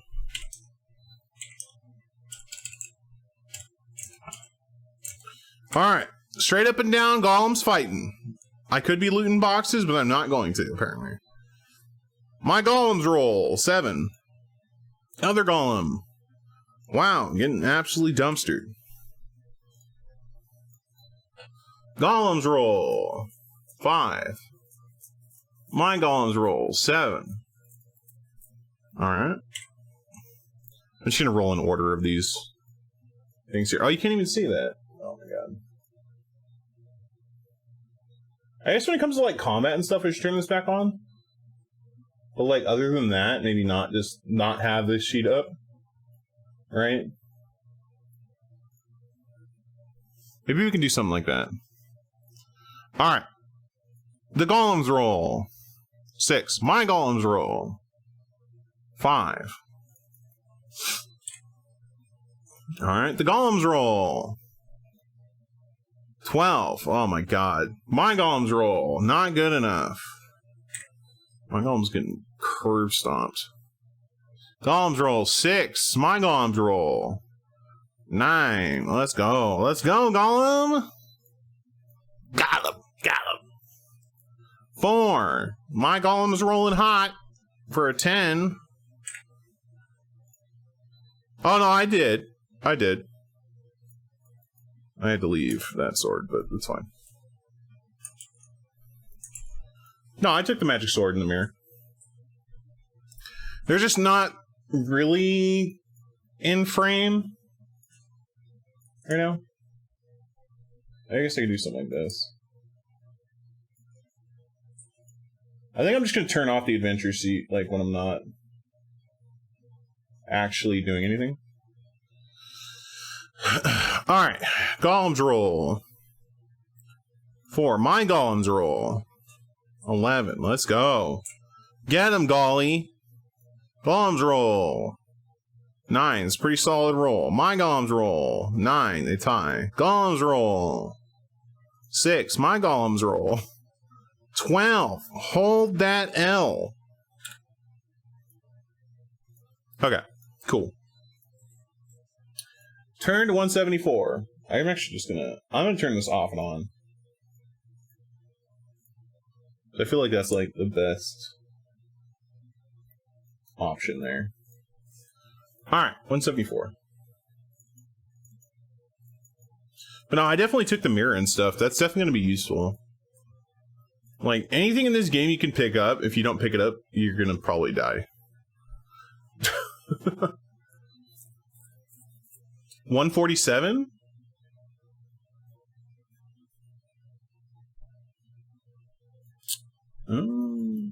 Look at man. Bunny Link, stop trying to stop me from cheating. What the heck?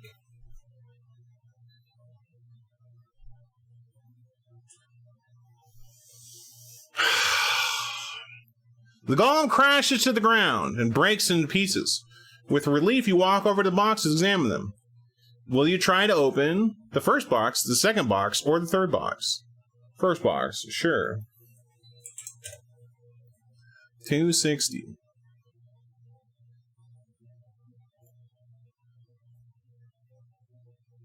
After some struggling, the box opened and inside the silver key. Will you try to use the key on the second box, try to use the key on the third box, or take the key and make for the exit door?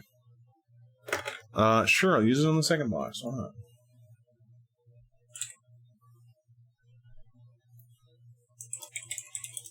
A silver key. Okay. 34. The key turns and, removing the lock, you open the box to find another key, this time cut in a glowing green metal. Will you try this new key in the third box, or leave the room with 2 keys? I'm gonna try on the third box. Why not? What is this, a glowing green metal?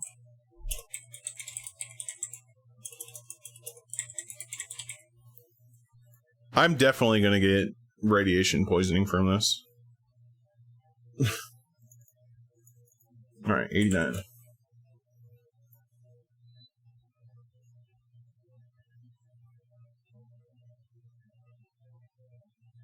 Where am I going?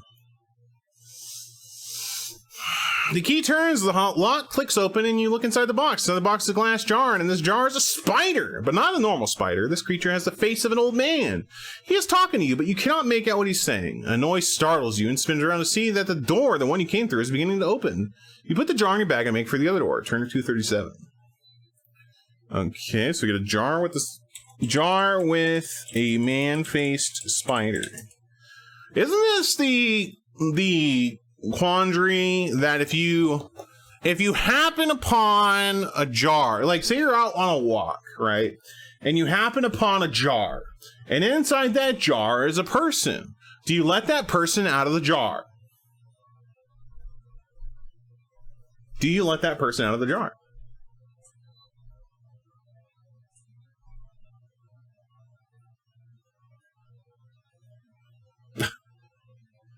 This is truly the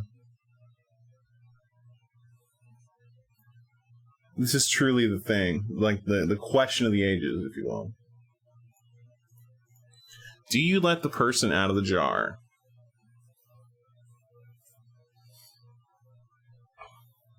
Maybe they like it in there?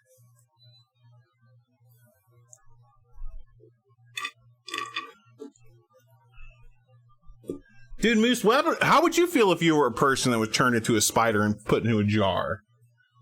That would suck. Also, there's a game I want to play now. It's called, I think Burn It With Fire or something like that. It's like a game about hunting spiders in your house. Oh my god, I hate spiders. I might find some therapy in that. Alright. 237.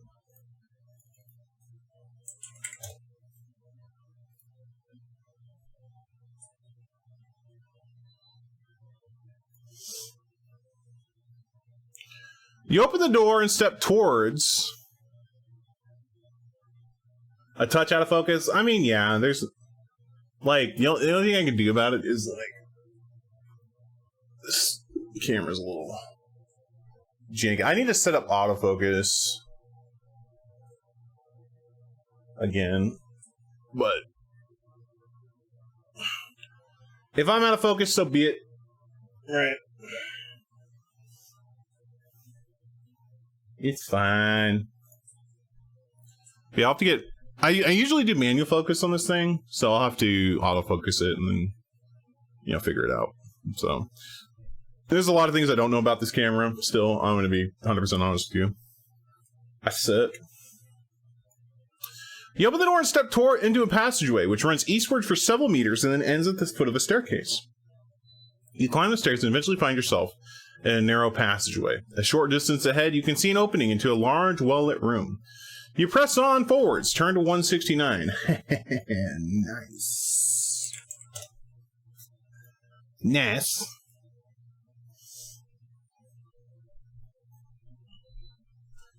The room you're in is some sort of grand dining hall. A long table long enough to seat some 40 or 50 people stands in the center, edged with chairs. Various doors and passageways lead from the room, but you are particularly interested in two wide staircases, which lead upwards to either end of the balcony overlooking the hall. Paintings and suits of armor decorate the walls. The room is empty. Will you take the left, right, investigate the paintings, investigate the armor? Let's investigate the armor. 151. 151. The suits of armor are a variety of shapes and sizes, and you shiver to think of the strange creatures they must have been made for. Perhaps you may yet come across some of them. As you examine the particularly grand suit, its hand suddenly rises and whacks you across the face. You stagger back, spitting blood, and lose 2 stamina points. Wow, thanks, game. You're under 11.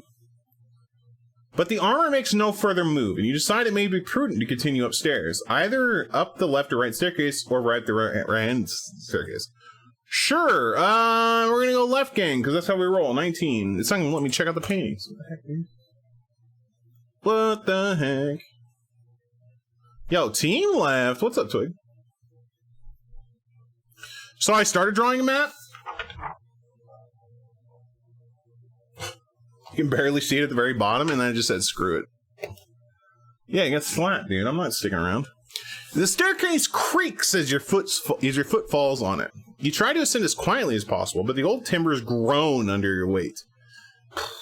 Shouldn't have had that cookie, man. Suddenly, one of the stairs clicks, as if to trigger a switch of some kind. To your surprise, all the stairs flick downwards. You are now standing on a smooth, steep slope. Try as you might, you cannot keep your balance, and you will fall down the slope, tumbling head over heels. If you wish to use the levitation spell, you may fly up and out of danger to land on the balcony above. Otherwise, turn 254. I'm not using spells, game! Yeah, I like how, you all of a sudden, like, start falling instead of just, like, fall on your stomach and slide down.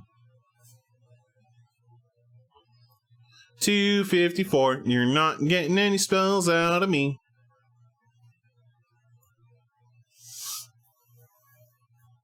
This game is built to scam you out of spells, man. I'm Scam Kusho, I know. You roll down the stairs across the room and finally crash into the wall on the far side of the hall. You twist your elbow badly, losing 1 skill and 2 stamina points for your injury, and then take the other staircase up. Okay.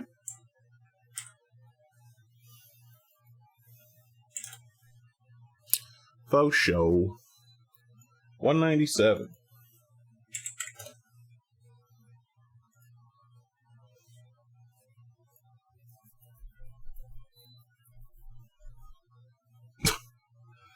Like, I can't imagine just whoa, falling down the stairs.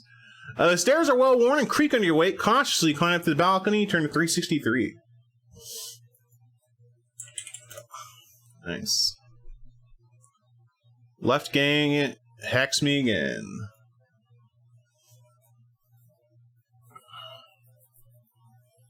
Along the balcony are 3 doors. Will you try the door to the left, the door in the center, or door to the right?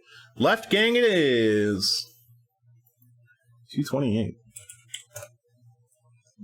There's no way left gang can heck me more than once.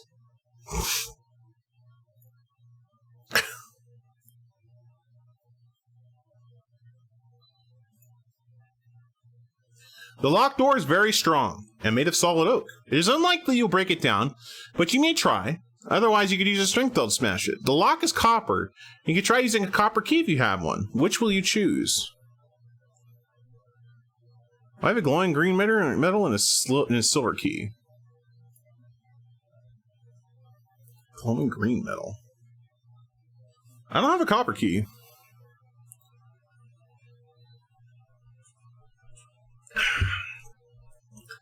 And likely if I try and, like, push it. I like how the option of going back isn't there. Yeah, I'll have to use a spell. Well, it's copper. Copper's not that strong. Like, if it was brass, maybe. But, like, copper, no. I think we're just going to try and smash it. 88. I'm probably going to take damage for this.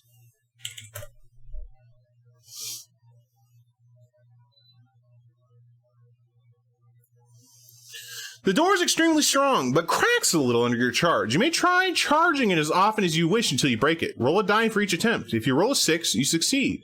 For each unsuccessful attempt, you must lose 1 stamina point. If you decide against this course of action, you may use a strength spell, or try either the middle door or the door at the far end of the balcony instead. No, we're just gonna try the middle door.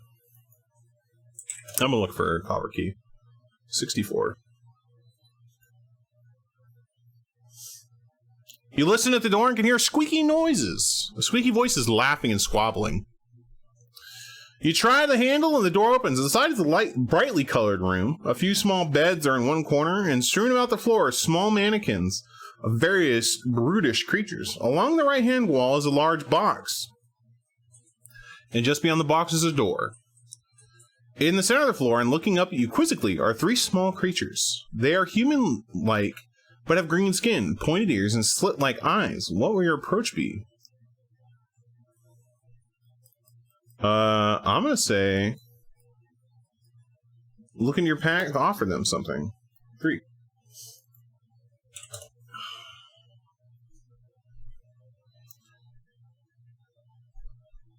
Oh, I don't have small berries on this playthrough.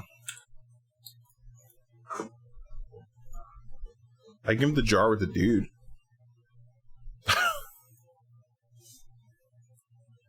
What will you offer them? A pocket myriad, a spider in a jar, a handful of small berries. Well, sucks to be this. If you cannot offer any of these, either draw your sword or head for the far door. Let's give him the dude with the spider in the jar. Sucks to suck.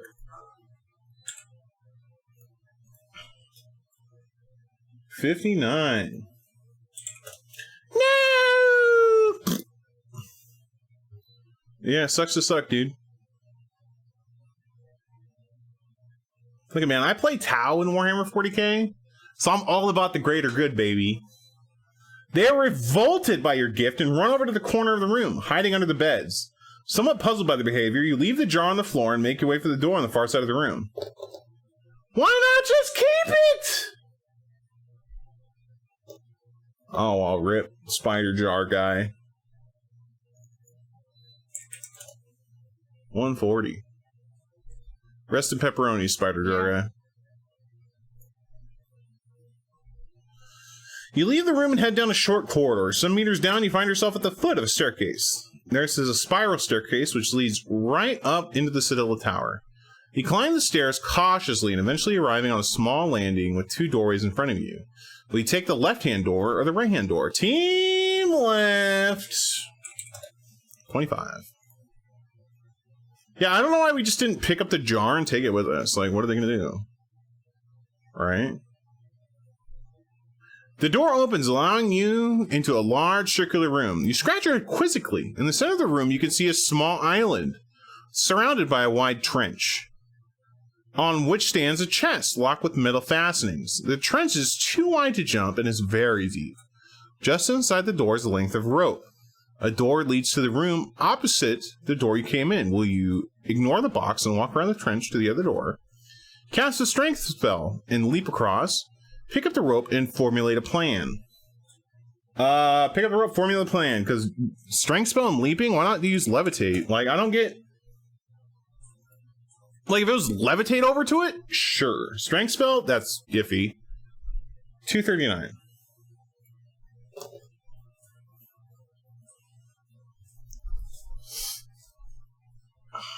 An idea strikes you. You tie the rope into a loop, and with a slip knot at the end. I'm sorry? A slip knot? Bruh, a bowline would be good? I mean, like, you can make a burglar knot, and it's better than a freaking slip knot. What the hell? Hello? A slip knot?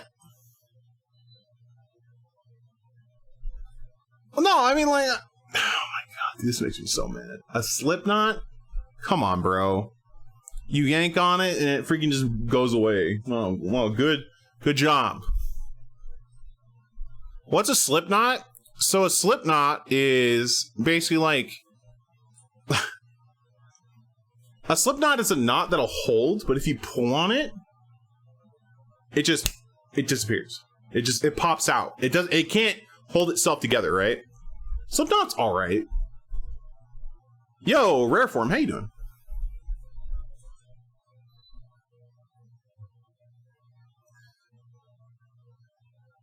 Do you know sailor knots and shit? I know some, yeah. I was in the Boy Scouts. I know some knots. I can lash poles together and shit. So like I know knots. I know that doing a slip knot to try and lasso something is stupid. Do not know. Anyways, so okay, cool. You tie. All right, moving on.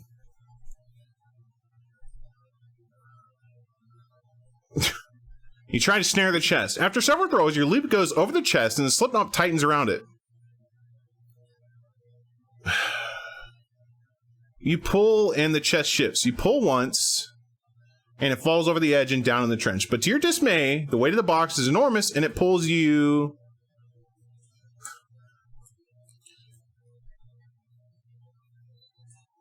Yeah, I mean, I'm not gonna tie a slip knot trying to pull a chest.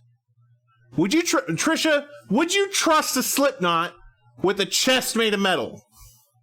I would rather, like, I'm not in a rush to get this knot untied. Alright?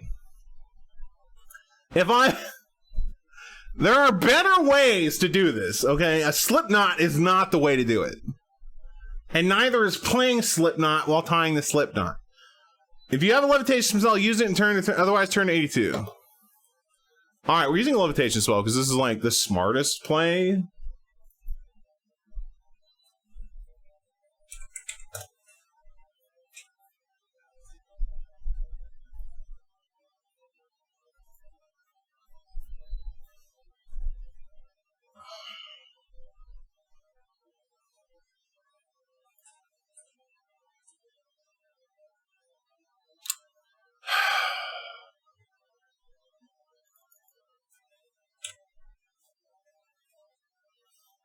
Well, I mean, to be fair, Trisha, it didn't work.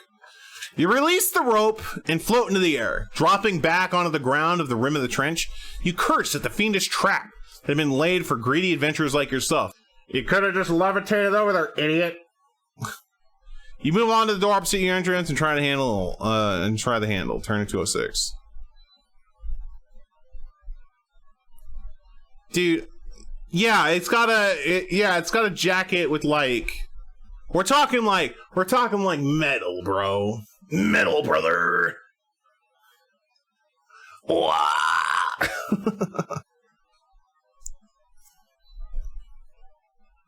Could just use levitate in the first place, but sure. Why not? Alright, 206. Should just use freaking strength and then elite. I feel like we're crossing into, like, you know, punk territory, not necessarily, like, metal territory.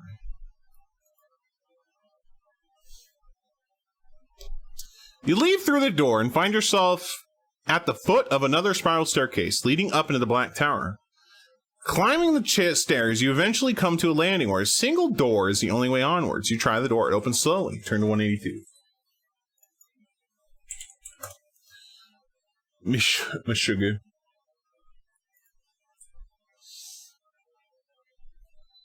You feel yourself sucked into the room.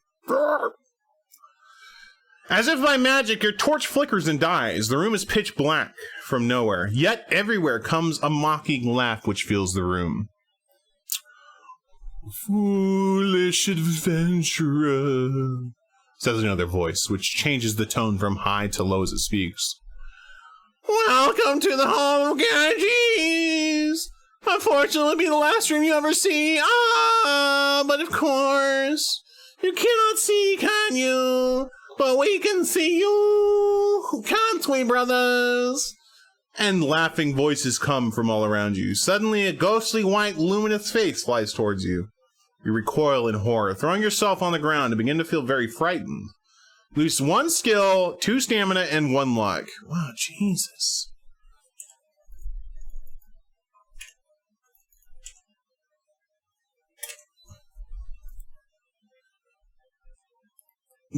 What can you do here? Create a fire spell, try and lose your spell, fill your backpack for an artifact, draw your sword. An artifact?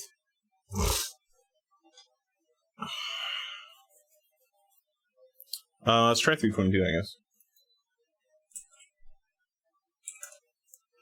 Yeah, have you heard my S tier voice acting reform?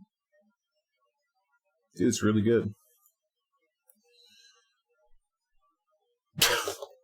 The spider in the jar! Oh my god. Can we say we picked back up the spider? I'm gonna pull the spider out.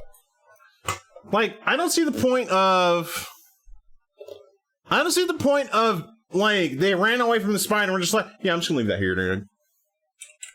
39. Yeah, we're cheating.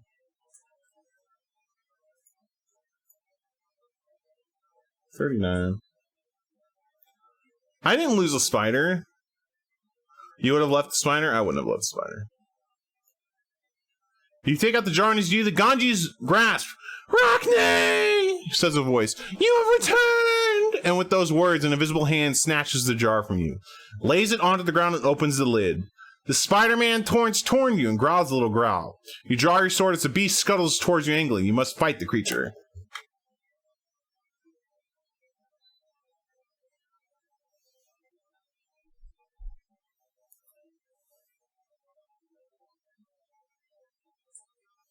Okay, so let's fight Spider-Man.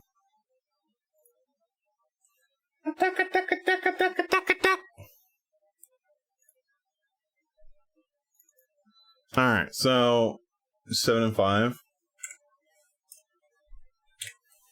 Alright. Let's get some rolls going. I go!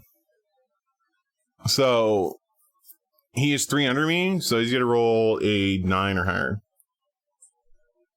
No. If I get wounded, I have to go to a certain page. 8 or higher. Tie. Alright, that's 9, so 12. You have to roll double 6s or you lose. Alright, cool.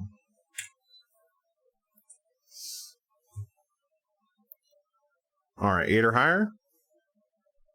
Wow, I get wounded! Oh my god. Alright. Turn to page 208.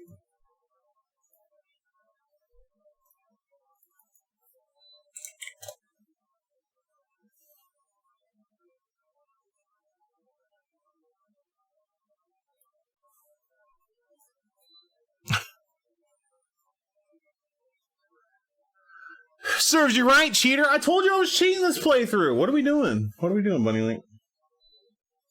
Bunny Link, what are we doing? What are we doing here? Huh? The Spider-Man's weapon is its bite, which is highly poisonous. As he bites you, you feel the poison spreading through your system, numbing your nerves. As you stumble and fall to the ground, it attacks you again and again. Your last memory is its ugly little face biting into your neck. You have failed your mission. Are you kidding me? Hello? Alright, let's go back. To Bunny Link's dismay, we're gonna keep cheating. 39. Alright, we killed the spider.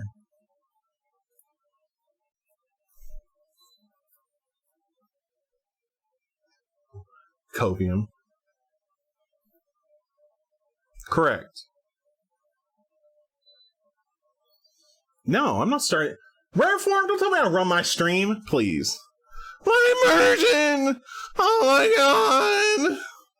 Oh no! Not my immersion! P48. We killed the spider. Cool.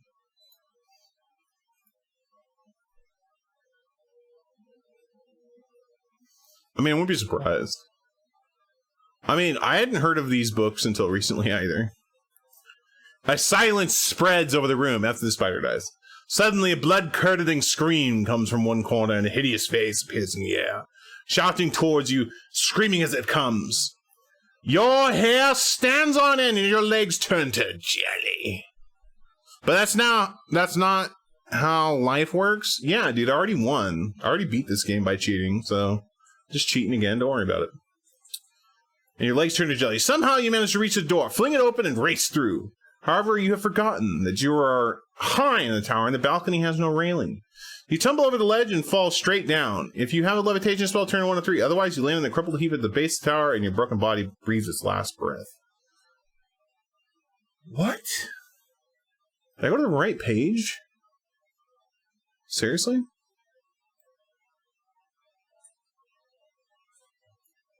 This place sucks. Yeah. 248. Wow, this sucks, dude.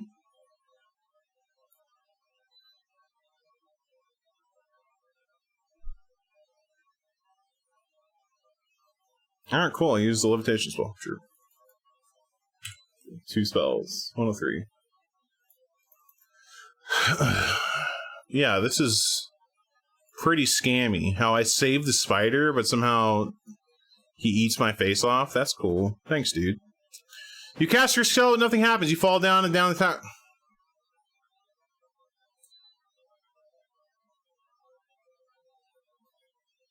I'm sorry? What? So there's literally nothing I can do there?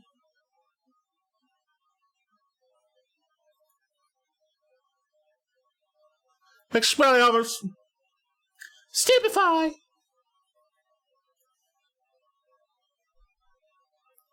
$322. Okay, cool. I don't have anything. Fine.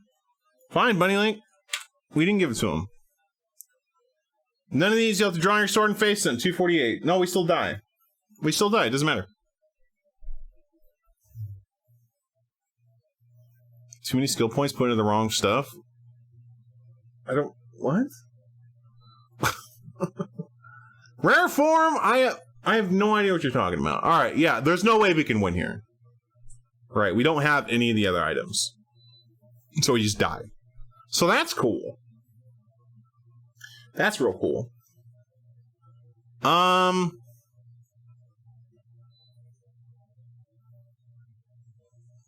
Yeah, that's true. Double 2 is pretty rough.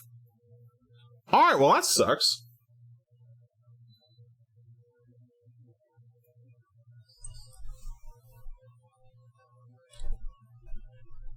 Yeah, damn this controller.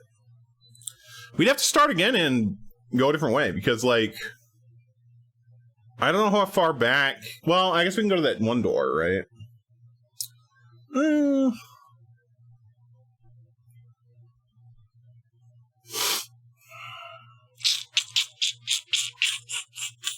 Blame the lag. Dude, let's do 239. Let's see, let's go back. Let's go back. I'm trying to go back to that one section where we got to pick a door.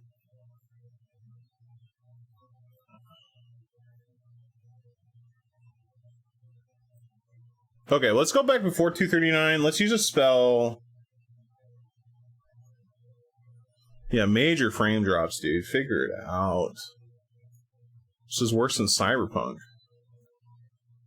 Okay, we're going back to 25. Let's see if we can figure this out. I'm going to cast a strength spell. This will bring me down to 4, I think. So we're going to cast a strength spell and leap across. And I do have the spider jar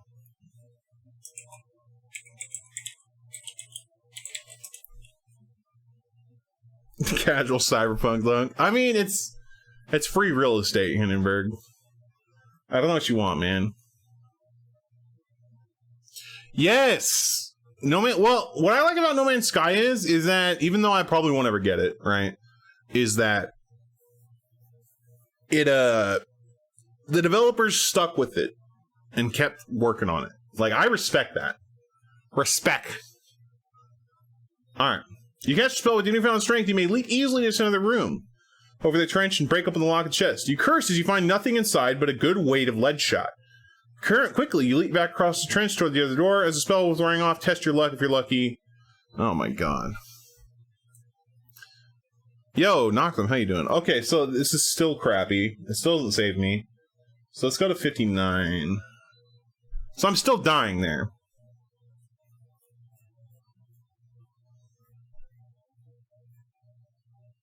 So I still don't have one of the other items. Oh, still going back 3.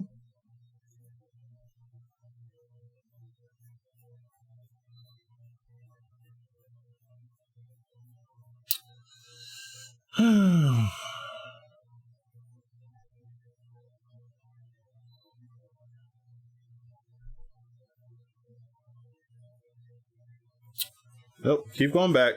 228. Let's start at 228. I'm trying to backtrack here for something that doesn't kill me. Because right now I'm in an unwinnable situation. Which is pretty crazy.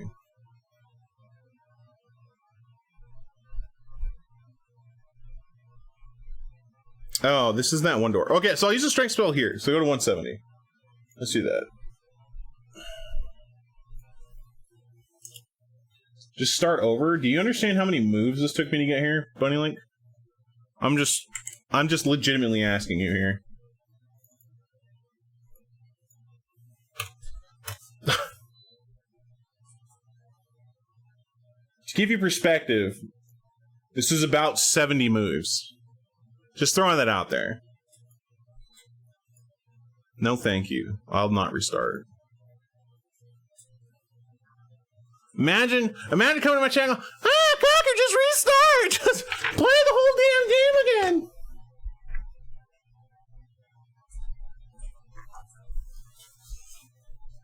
Yeah, that's why I'm cheating.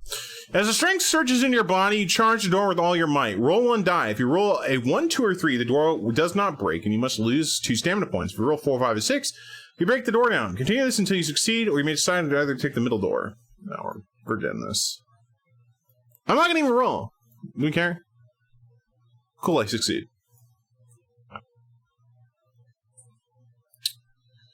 Alright, 292. Bunny Link probably cheats more than I do in Fighting Fantasy. And he's like mad because I'm not playing it right or something. I don't know. I think Bunny Link's a dirty cheater. The room is an elegant bedchamber, plushly decorated with fine lace and a fur carpet. In the center of the room is a large 4-poster bed. Sitting up in the bed, evidently awakened by all the commotion, is a beautiful sylph-like woman with long dark hair and deep piercing eyes. What right have you on here? She screams at you. With those words, her eyes turn blood red and 2 jets of liquid fire shoot from them directly at you. Will you create a shielding spell, leave the room quickly, or tell you have a special gift for her? I mean, she's already shot the fire at me. We're gonna say we have a gift. Why not?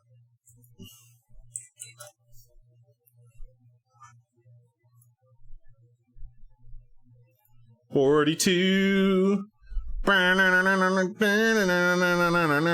42. She blinks and the jets of fire disappear. What will you offer her? A silver mirror, a hairbrush, or a jar containing a spider? Silver mirror. Sure. 38. Let's give her the mirror.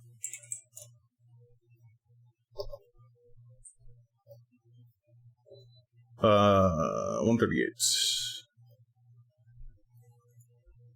Here sounds like a play. What do I want with that? She exclaims. Again, her eyes turn deep red and jets of fire shoot towards you. Alright, not that one. Let's go back. 42. He doesn't want the mirror. Why do I want that? Why don't you hold it in front of you? Because I'm an idiot. We're gonna give her the spider in the jar. 42. Spider in the jar. 223. Look at, man, this book was written in the 80s. So, look at, man, I don't have much hope. She grimaces as she looks at the ugly little thing, pulling the bedclothes up around her neck. Turn to 138. Ow! No, I do have the spider, Bunnyling. Get out of here. You fool. Giving up the spider was in the middle area. If I had taken the middle door, like, then it would have been there. Figure it out, Bunnyling. Like, learn the time continuum. Oh. What do I want with that? She exclaims, again, her eyes turn deep red. Or leave your room. Okay, we're gonna cast a shielding spell, I guess. Alright, well, we're not giving her the spider. We're just not gonna give her shit. Whatever. We tried to give her the mirror. Oh, it doesn't matter. She's not taking it anyways. We're gonna do a shielding spell. 376. I'm completing this room, damn it.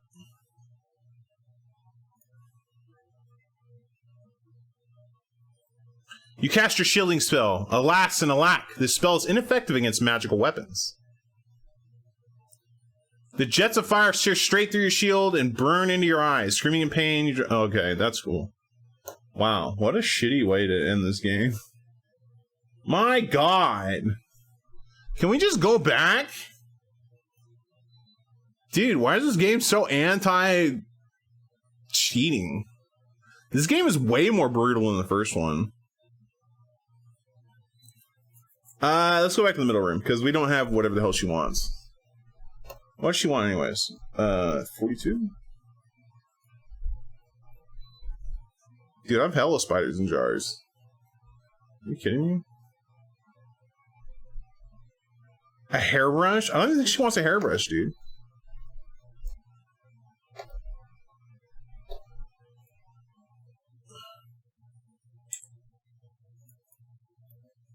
She don't want no hairbrush. It's like,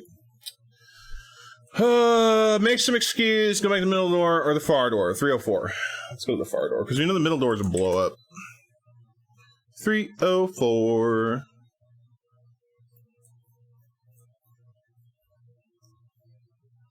The door opens at the end of the room. It is quite large and is decorated with various carvings. It looks somewhat like an artist's studio, and the number of unfinished stone statues line one wall. In the center of the room, a large stone gargoyle is standing on a stone-carved block. And how do we know the middle doors will blow up?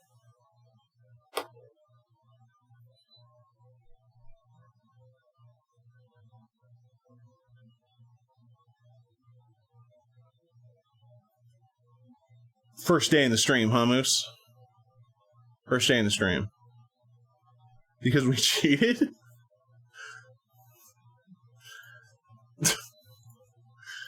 Quiet! Quiet, heretic! Accuse me of cheating. Yeah, right. Right, Bunnylink? Throwing spiders. As you enter the room, the creature creaks as its head turns towards you. Slowly, it comes alive. Hopping down off its pedestal, it blocks your way through the room to a door on the far side. What will you do? You guys know I'm gonna cheat! Why is everybody, like, surprised? Oh my god! Kaku cheats adventure books! Oh! Oh, my brain!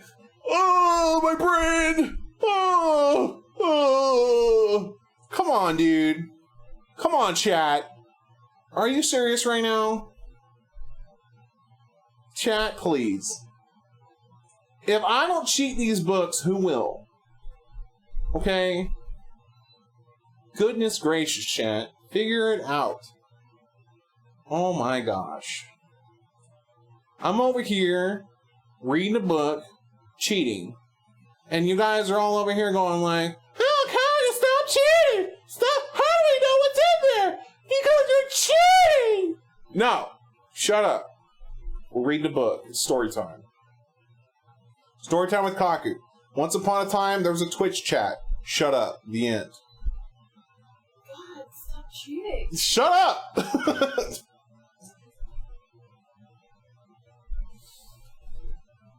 Oh, I thought you were going to whip out the Nerf gun. I don't know where it is. Yeah. Cheating? Oh my god. Oh god, she has a gun. Ow! Ow! Jesus. My partner's shooting me with a Nerf gun. I don't even know where my Nerf gun is. I have no idea. You only got, what, 3 bullets left? 2. 2 bullets left? Including the one behind you. It's literally in your chair behind you. Okay, cool. That's cool. You're not getting it back. It's mine forever. Not the last one. I don't even know what happened to it. It's mine forever. What's up, Benji? How you doing? Alright. You want to, like, shoot it in such a way that it arcs past your camera. I don't even know if my camera will pick it up, to be fair. Because I shot you in the face. I won't shoot you. Please don't shoot me in the face. I'm not gonna shoot you in the face. It's my moneymaker. For now? Jesus. Apparently I'm not going to age well, guys. Oh, I meant shoot you in the face for now. Not your money maker for now. Yeah, that's what... you were like, snap, respond to that. I'm like, damn. Oh. Wow. Holy guacamole. Sorry. I didn't Let me mean to be unban that Moose. brutal. Moose, you're free. Don't doubt me. I see the rebellion in your eyes. Alright. Yeah, you woke up right now? That was your first time out, was it really? That was your first time out! Congratulations! Congratulations! First time out in Kaku Chat. Surprising. That's legitimately surprising. You've been following me since March 16th, 2021. You get the full timeout. Yeah. Unbelievable. Unbelievable. I know you probably followed me longer than that, Moose, but A, you listened to Rush. B, I can't believe you unfollowed and then refollowed me. Yeah, that's number 2. Just like how one of them is you listen to Rush. Yeah. The second time out is for listening to Rush. Is Rush even in your chat right now? Is Rush even in your chat? No. No? Rush has got the record, though, for bans and timeouts. Oh, yeah. Yeah, Rush isn't here. Moose had immunity till today? I mean, yeah. I mean, even I've been timed out. Right? Literally everybody's been timed out. Who hasn't been timed out? Raise your hand. Oh, Arno hasn't. See you later, Arno. Hero hasn't. Sucks to suck.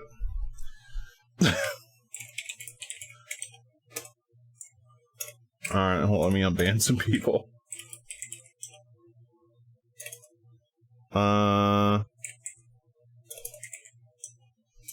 Another one bites the dust.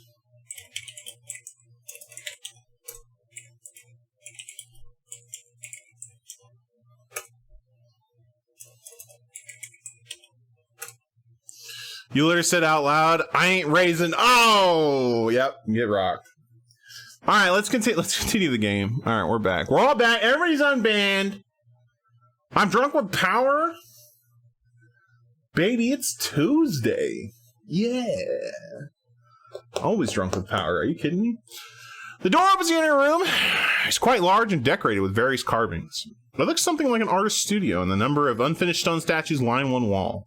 In the center of the room, a large stone gargoyle is standing. It's 11:30 for me. PM. It's still Tuesday. Figure it out. It's not my fault you live in Europe.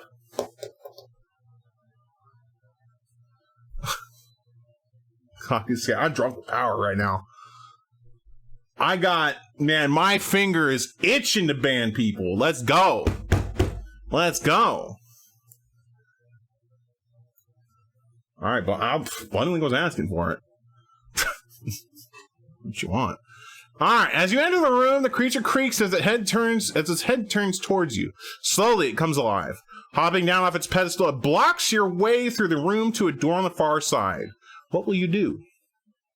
Draw your sword in advance, prepare to cast a spell, look through your bag for something to use, nip out of the room and try the middle door. Nip out of the room.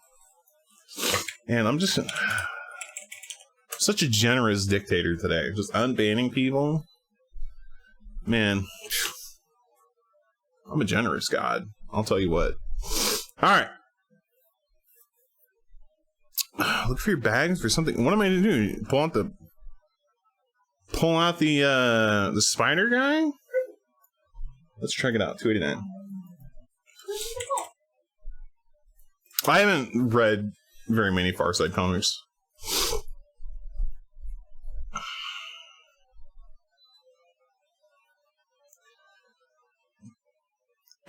What will you take from your backpack? A silver mirror, a vial of hogweed essence, or a jar of ointment. Let's try and give him the mirror.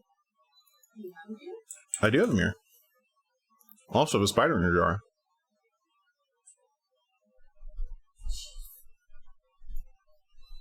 I have a spooter in a jar with a person face. Speaking of spooters. No. No. You decided to, no. provide some nightmare fuel? No. And no. Hybrid spider? No. Hybrid danger. N-O. I don't do spiders. What are you doing? Damn. So, here's something you can do with your chat. What would a hybrid look like? Would it be a snake with many legs? Or would it be like a spider body with a snake head? If anybody answers this question, I'm timing people out. I will time out anybody who answers this question. Alright.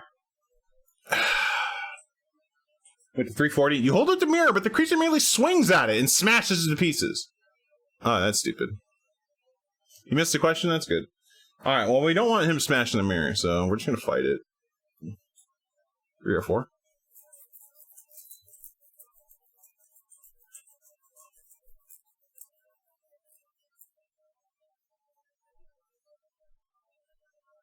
System error, you're treading on thin ice.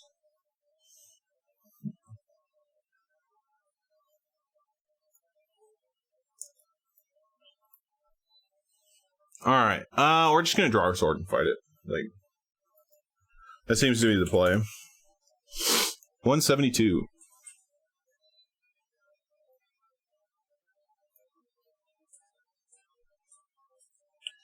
You advance and take a swing at the creature. With a clang, your sword bounces off its stone body. Realizing you cannot harm it with your weapon, you may either cast a spell or use something from your backpack. 26 it is. We are forced to cast a spell.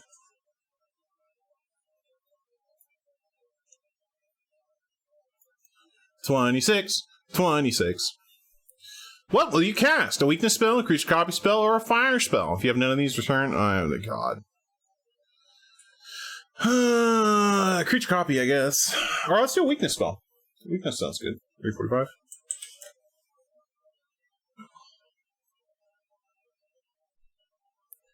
$345. The creature groans as the spell takes effect. This enormous weight is now a great burden to it. It shambles towards you still, but you are able to sidestep it and head for the door on the far side of the room. Turn to 140.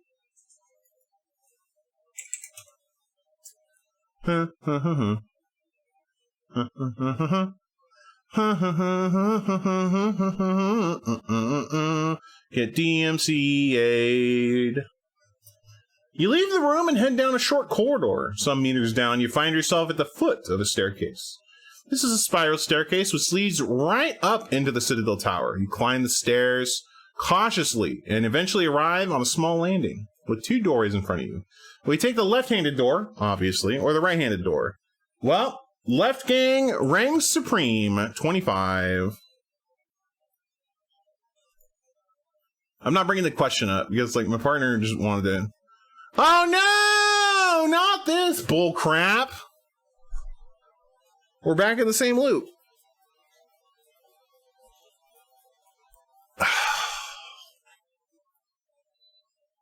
All right, right door. Right door it is. We have to go right. Like, we took the long way around. Would you say it's Inception? Hey, you can't keep doing infinite loops. Yeah. All right, 104.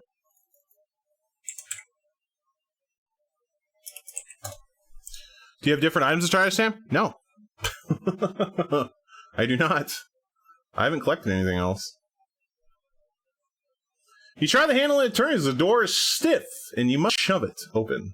The room inside is some sort of living abode with tables, chairs, shelves, and a collection of animal heads on the wall.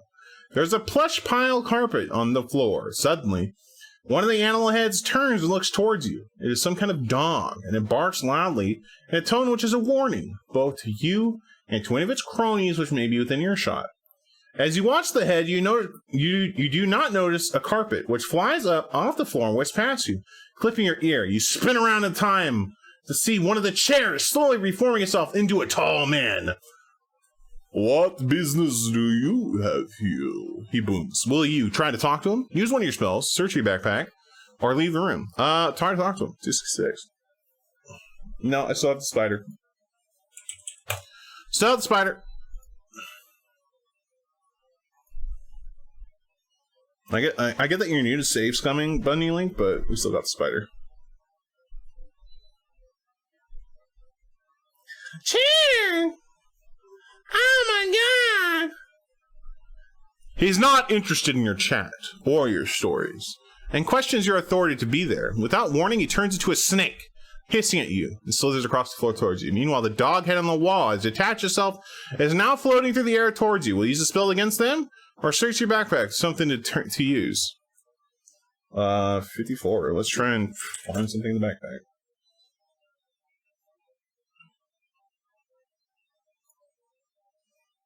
Why does it always have to be snakes? You search your backpack. What we pull out? Gold pieces, a pocket of myriad, or a jar of ointment? I have no gold. I am broke as shit.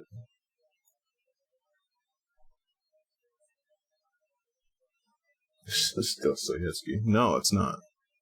You're wrong. Bunny Link, if I hear your tears one more time, send you to the Shadow Realm.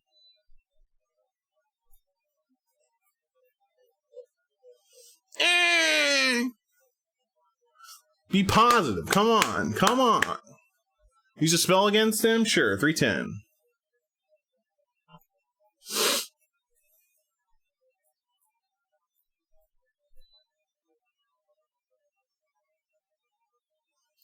Which spell will you use? Yeah, what's up, Petro? How you doing? You're positive that you don't cheat? That's cool. Creature copy spell, an illusion spell, or an ESP spell? Let's go with...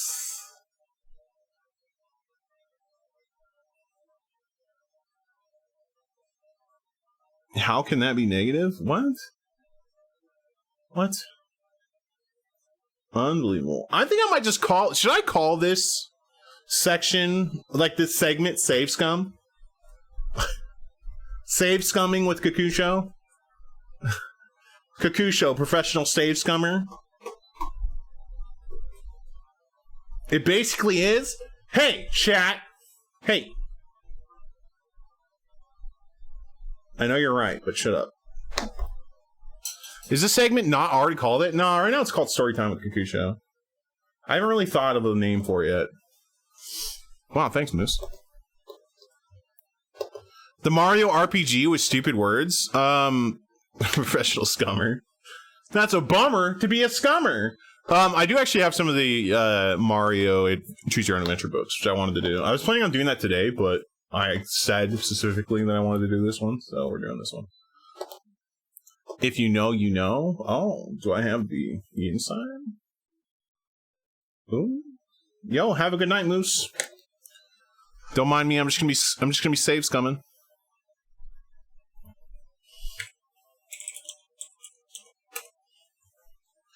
Man, never mind.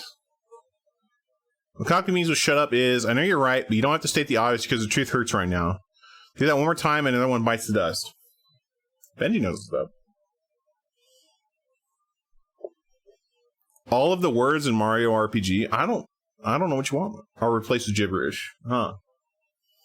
Okay. But it works? I mean, I don't see why it wouldn't work. It sounds pretty dumb. It sounds pretty dumb. Why don't you play in like Japanese or something so you really don't know what's going on? You know. We are gonna cast an illusion spell. 250. Pretty sure I'm out of spells at this point, but who cares? I'm cheating. You concentrate, and before your eyes, a hurricane. What? A hurricane in a landlocked tower? Just summon a NATO, man. Just summon a Dorito tornado on him. A hurricane begins to swell up and ravage the room. Chairs, books, and all sorts of things fly up into the air. The TLDR of a story so far. We're a mage that was like the apprentice of this big dude.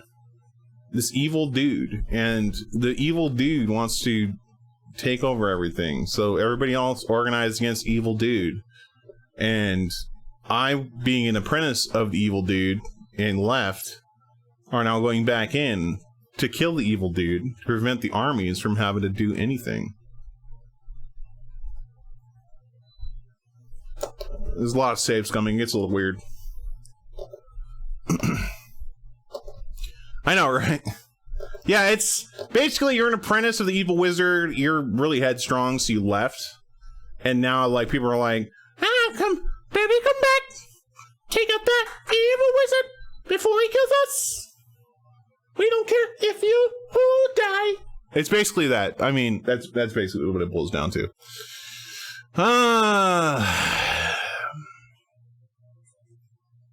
Actually, I won by cheating. Thank you. You swirled around the room, leaving you untouched by the illusion. You take a step forward, but stop suddenly when you hear a loud laughing sound. You look in the room to see that the flying carpet and the dog head have changed into stone statues. One of them taunts you. We, my dear adventurer, are mix. We are masters of illusion. Your crude tricks cannot fool us. The man, who has now turned into a snake, has meanwhile slithered across the carpet, wrapped himself around your leg, and is sinking his fangs into your rump. Booty bite. The pain is unbearable, and you sink to the ground, realizing the bite was poisonous. Beware of Mix in your next adventure. This one has ended here. Master of Illusion, how the hell is that Mick? M-I-K-S? Masters of Illusion. How the hell do you get Masters of Illusion from Mix? We make holes in teeth. We make, I mean, what, like the cavity monsters. This is stupid. All right, going back. 310. How many ways can Kaku die? Create a creature copy spell. No, ESP? Sure, 393. Let's try ESP because they are masters of illusion. Another scam, yay! They see me scamming, they hating, still watch the stream, watch me choose your own adventure dirty. 393. You cast your spell and concentrate on the 3 changing creatures. Oh, there was only 2, but alright. Images flash before you. As you fit them together, you realize these creatures are mixed and are able to transform themselves into anyone or anything they wish. They are thinking of you and are not the least bit worried by your presence. More likely, they see you as sport. Every so often, though, they are thinking of gold, and their emotion indicates a greed.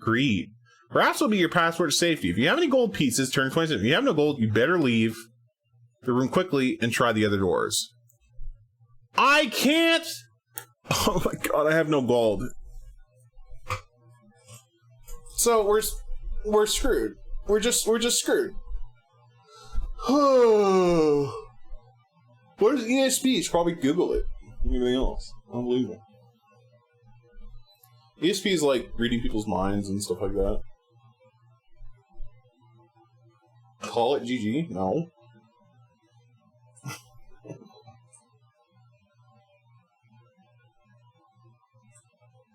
Man, unbelievable. But if I cheat more, though.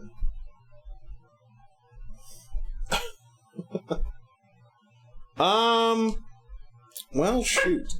Boy. I've already cheated myself to the finale. I did that like the first 20 minutes, Benji.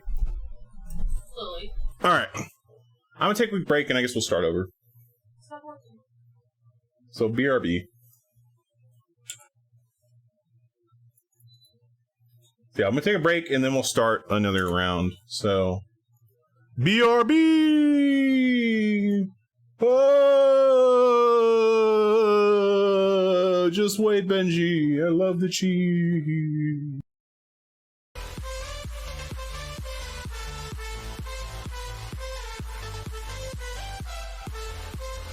Alright, I'm back. Alrighty. Time to start over.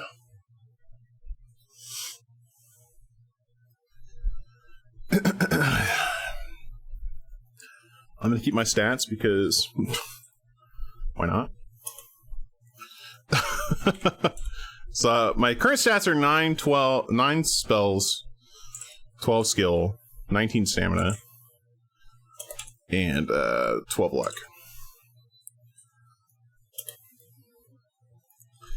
Okay. Sword, leather armor, those are gone. Backpack, lantern, spider guy. Yeah, right? The double page spreads, they suck, but what can you do? What can you do? Alright, so let's start again because I was in an unwinnable situation, I guess. Which kind of sucks. So, you know, that's what it is. Okay. We're gonna pose as an herbalist. Or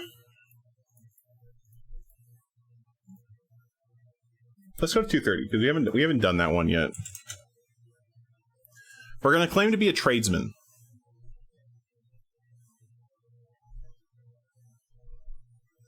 If this is garbage, we'll just be an herbalist. That's fine. Come to make money, eh? Says the ape dog. Well, you can share some of your profits with us. As you have nothing to offer then, you can pull a rock out of your pouch and cast a fool's gold spell on it, offering them a gold nugget. Or you can prepare yourself for battle. No. We'll just be an herbalist. I think it's 261.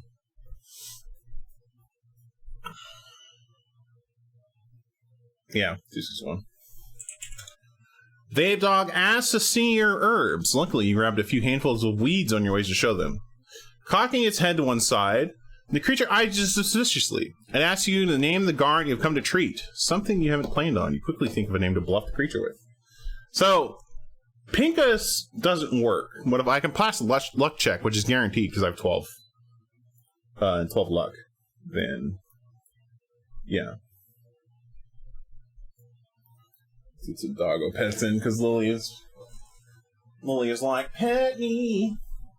Pet me. Yo, Kiss Socks, how you doing? Foz, how you doing today? Oh, is that it? Is that the good spot?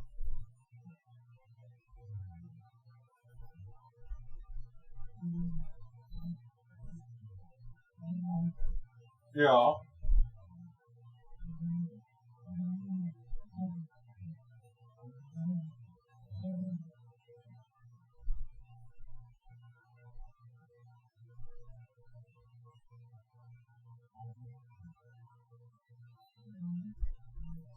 through much work. What's Pinkus? Name that you thought of. Yeah. Get some iller pets in. Alright.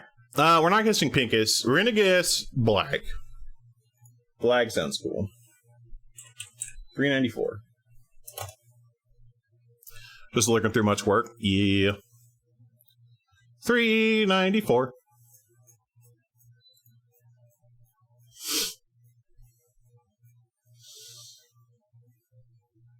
The creatures look at each other as if the name sounds familiar, but they can't quite place it. You quickly add that he is on the first floor watch. They shrug and eventually decide you must be telling the truth. The ape dog summons a gatekeeper who eventually appears to let you in. Turn 251. Let's go. 251. Oop, too far. Alright, so this is playthrough number, like, 3, technically. But, like, maybe, like, playthrough, like, 15, if we count, like, cheating. So. You walk forward into a spacious open courtyard surrounded by large walls. Various lights are burning, and groups of figures are shuffling around in the darkness. In the center of the courtyard is a large monument of some kind, perhaps a fountain. Looking across the yard, you see what appears to be the main entrance to the tower. Will you...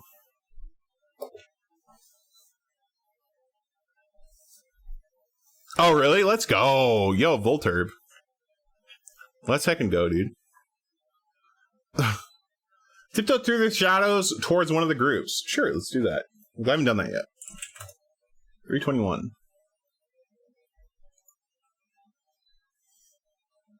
Cautiously and keeping well out of sight, you creep through the darkness around the edge of the courtyard.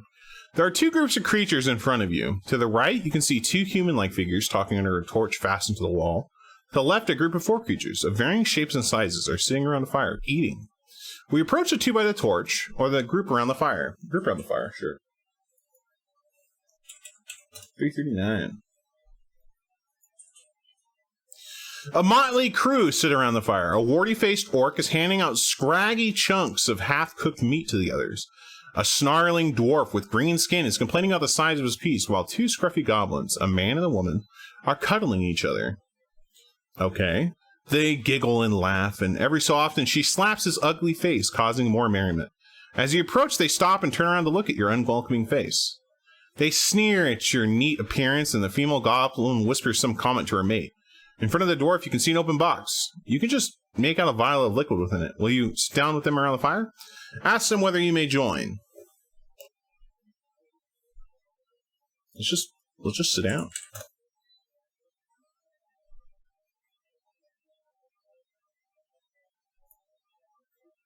Fake it till you make it, baby. They are taken aback by your audacity. Rather than waiting for them to talk, you act aggressively and demand to know how to get into the Citadel. They point to the main entrance, obviously a little bewildered by your confident manner, and whisper amongst themselves. The orc tells you that you will need a password, scimitar, to get in. You ask about the vial of liquid within the box, whereupon they get agitated. Will you press them for more information about the vial, leave them and head for the two men you saw earlier, or press onwards to Black Tower? Let's go ahead and leave him alone. So I don't want to push him into the into a fight.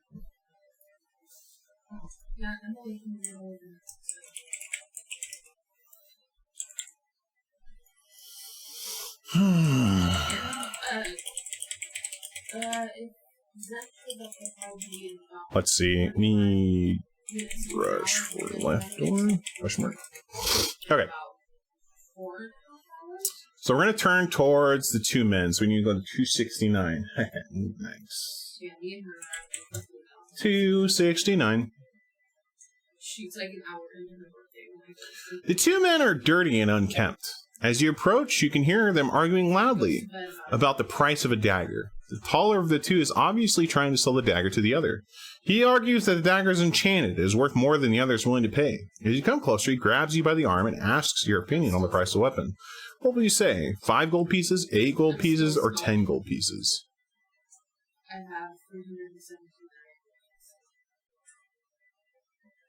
Let's go 8. This is just from one trunk. And I'm not done. Yeah, I'm going to 186. I'm going to try that.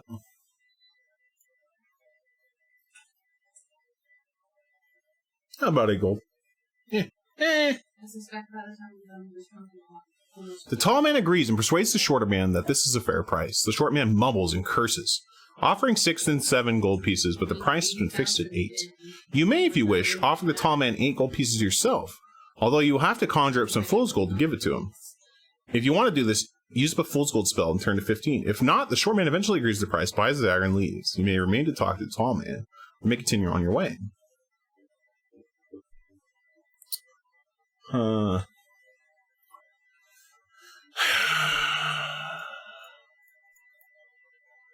don't know if I'm going to need this dagger. I don't even know if it'll let me do it. I think, like, intruding on this is going to be a bad deal. I'm going to turn to 83. So I'm just going to kind of chill and talk to the other guy.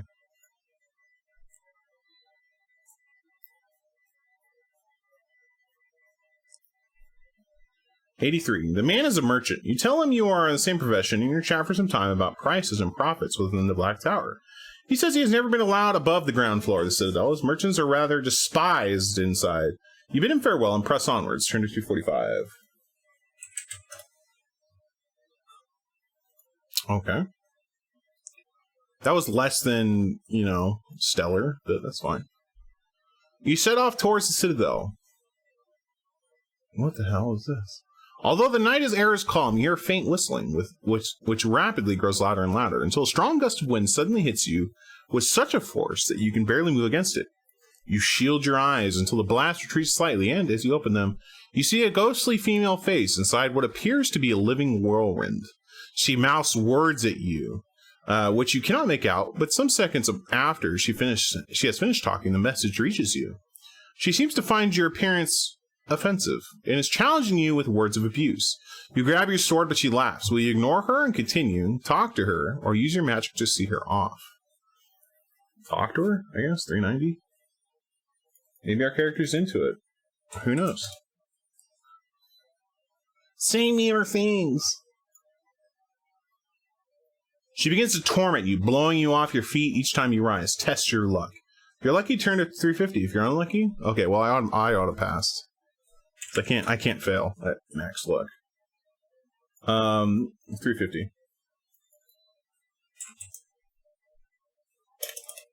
Like, there's no way I can fail.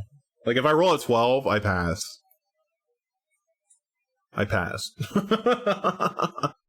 Alright, 350. You try a simple ploy to get rid of her, hoping that she is not too intelligent. Looking into the shadows, you claim to see another similar creature. She claims you are mistaken, but you are convincing. She nips off to investigate, allowing you to rush the Citadel entrance. Hey, 218. Okay, I'll take that trade. That's fine. 218. I ain't gonna fight no wind. Like, that's stupid. I'm gonna hit it with a spell. What are you casting on? I'm attacking the darkness. In front of you is a large wooden door. Firmly look. You either knock 3 times for the guard, or you may use a strength spell. 118. I know the password. Watch scimitar not be the password. Door opens a large brutish creature, blah, blah, blah. Do you know the password? 273. Yes, should be scimitar. 273. 273. 273.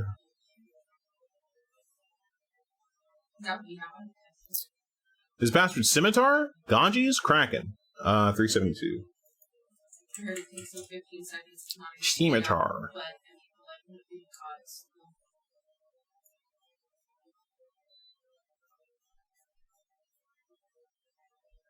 Definitely Kraken. What? Yeah. That's not right. Hold up. 273. Let's go back. That's not right.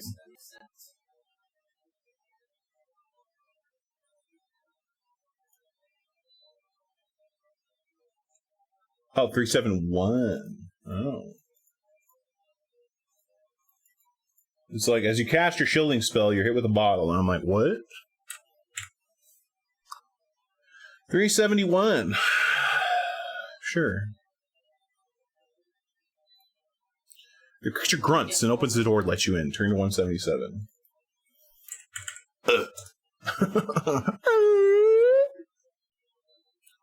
$177. We know that cool password. Yeah, as soon as I was told that, I was just like, so. You're in a narrow hallway. This continues for several meters and ends in a doorway. Halfway along the passage, you can see an archway where some steps lead downward. Will you go forwards to the door or creep down the steps? I can't remember what was in this door. And even then, you can be like, we're gonna go forward to the door. So we'll go I didn't 5. do that. Something happened and it glitched. I was trying to pull up money, as long as you don't have any money in your pocket. You try the handle door and opens, opening into a hallway. Some distance along the passageway, turns to the right, and shortly in another door. On this door is a sign which reads, "Please ring for butler." A rope, evidently. The bell hangs to the door. Will you ring the bell as instructed, or try the door handle? Let's ring the bell. It's third eye. So I remember we just kind of went in last time. 40. Yeah. After several moments, the door opens slowly, and a hunchbacked, misshapen creature with rotten teeth, ragged hair, and tattered clothes stands in front of you. What can I do for you? Growls the half-human creature. I am expected, you reply, and walk past him through the door with confidence. He is a little bewildered by your manner and stammers, not knowing whether to challenge you or not. Which way to the reception room, you demand? He squints at you through one eye and motions towards a left fork in the passageway. A short distance ahead, will you believe him and take the left fork, or do you just trust the shifty creature and take the right fork? I think we go left. 243. This is our friendo. What a weird looking person. 243. The passage runs along for several meters, and then ends at the door. You listen at the door and can hear a deep, heavy breathing coming from inside, as if some large creature were sleeping there. Cautiously, you try the handle and the door opens. Just inside, although the room is dark, you can see that a very large goblin-like creature is asleep on the floor. You might either risk tiptoeing through the room, or you may return to the fork and try the right-handed passage. I guess we're going to try and tiptoe through. 352.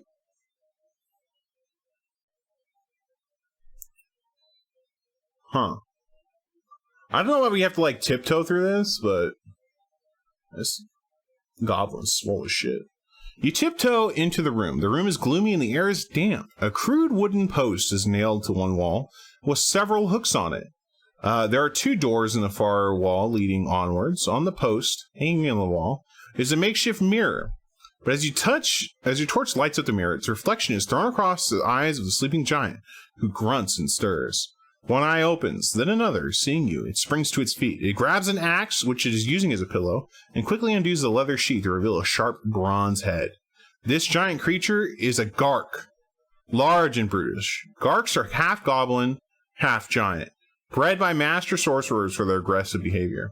Although somewhat stupid, they are rather tough beasts with a warlike nature. Make a dash for the store. Apologize for returning. Prepare to use a spell.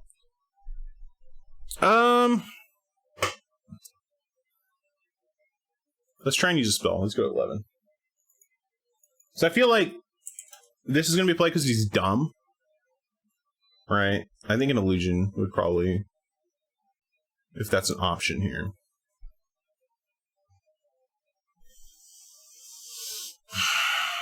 You may either use a full gold spell, a creature copy spell, an ESP spell, or a weakness spell.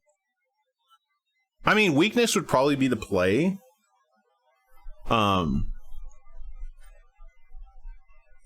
A creature's copy spell would work too, I think. A fool's gold spell? Maybe. They're pretty dumb. We might be able to fool them. An ESP spell is going to get us basically tacos. This is going to be like, the goblin's going to be like, tacos. Tacos. Tacos. So I don't think that's going to be anything. Yeah, axe pillow? Dude, hella comfy.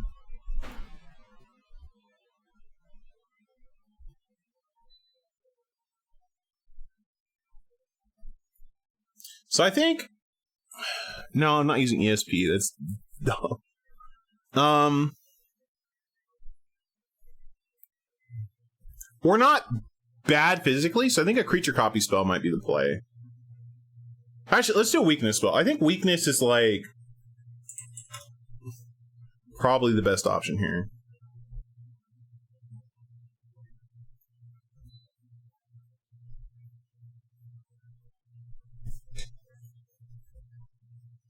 152. You cast a spell, and the creature stops in its tracks. Not quite sure what happened to it. With the same effort, it picks up its axe and comes towards you, but it's evidently not such a strong adversary as before. You draw out your sword to finish the Gark off. 5 skill, 5 stamina. 5 and 5. I'm not going to even put stats up on the screen, like... Not with double books. Actually, I think it looks better if I just don't, right? So, whatever I roll, it has to roll 7 higher than I do. So, okay, so it has to roll 11 or higher. Oh my god. Are you kidding me? It rolls a 12? Wow, I got a 17 life. What the heck? Yo, what? What a legend. 11? Oh, sorry, it's 12. It doesn't matter. It could tie, but that's about it. Wow, dang. Okay, so that's 14. It can't win, so it just takes damage. So basically, I have to roll a 5 or lower. Okay, so 10. It's like roll a 10 or higher. Did not. Alright, dies. Cool. 180. 180. Yeah, I mean, usually the weakness spell is really useful. The Great Gark lies dead on the ground. You wait for a minute to see whether the commotion will attract any guards, but all appears to be safe. You go through the creature's effects, but find little of value. Inside a pouch strung around its waist are 6 gold pieces and an ornate hairbrush. 6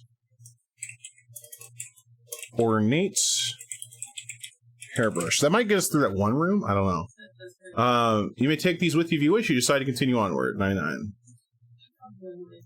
Yeah, that's good. So we got gold and a hairbrush. That's really good. Because gold will get us through the right room, and the hairbrush might get us through the left room. Alright, 99. Will you take either the left-handed door or the right-handed door? Team left, 52. Mm-hmm. 52, 52.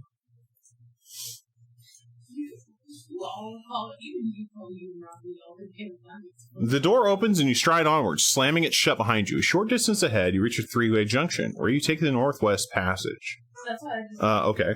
This continues for several meters, landing you to another door. You can hear laughing and merriment on the other side. Cautiously, you open the door in the large room, where a party of a dozen or so creatures, all shapes and sizes or colors, are playing games. As you step into the room, a voice shouts, "Hey, look! This must be Gladsterfoot!" Whereupon they all welcome you, inviting you to join the fun. Evidently, they're expecting someone and mistaking you for their missing guest. Will you play along and join them? Or will you tell them you're mistaken and try to make your way to the other door on the other side of the room? I'm joining them, okay? They're playing some games. I'm freaking in there.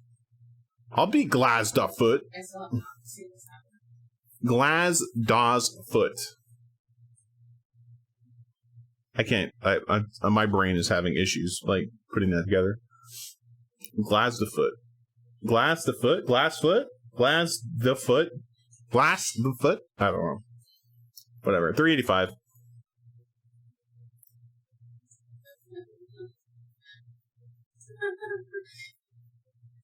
$385.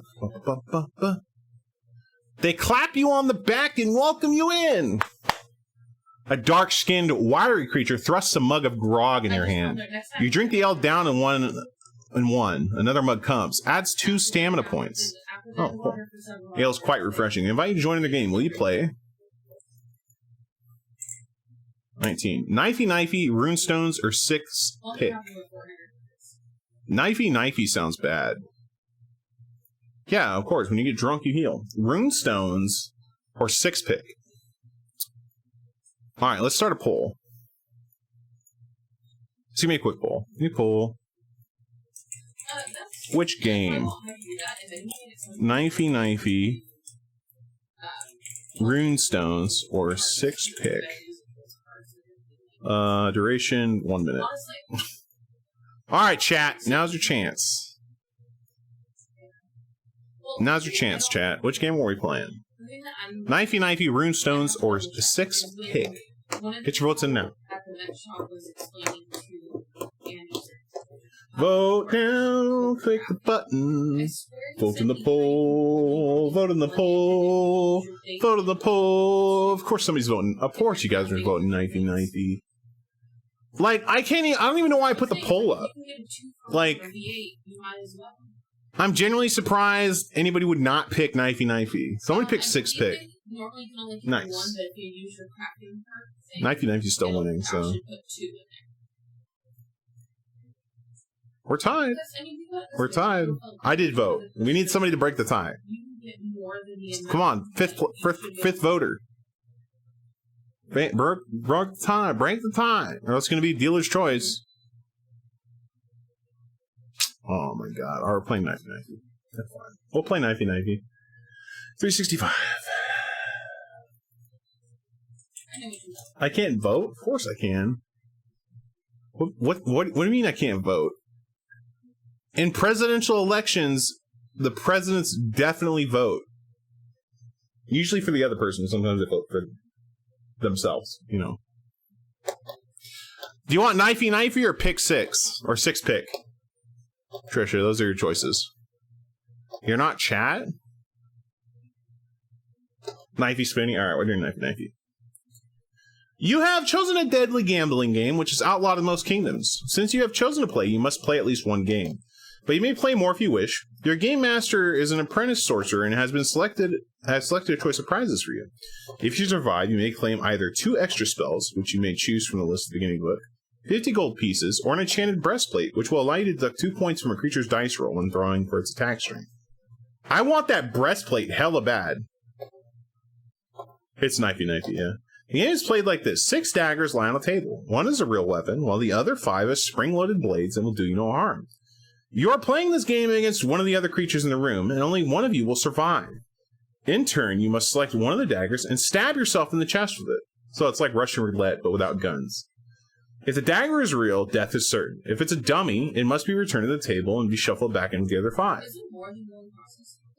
The game continues until one of you selects the real dagger and stabs yourself through the heart, whereupon the survivor can claim the prize. Your opponent will make the first selection. Throw 1 die for him, then do the same for yourself. As soon as one of you rolls 6, the real dagger has been chosen. If you do this, you will have killed yourself. Yeah, that's the one I meant, yeah. Now, knowing the rules of the game, you can only get out of playing at least once by casting an illusion spell. Otherwise, you must play. After you have played, you may either pick 6-pick, runestones, or you may bid your friends farewell and leave the room.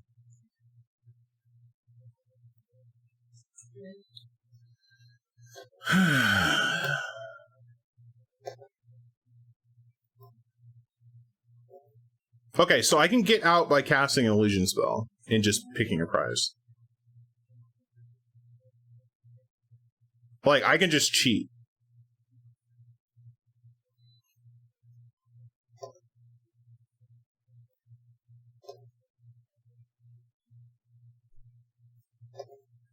Shut up, Bunny Link.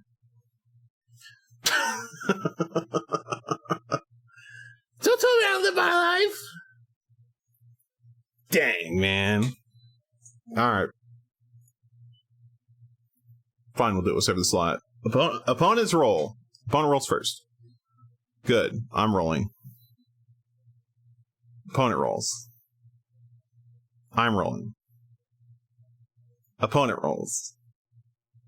I'm rolling. Opponent rolls. Dead! Got him! Alright, I'm taking the enchanted breastplate.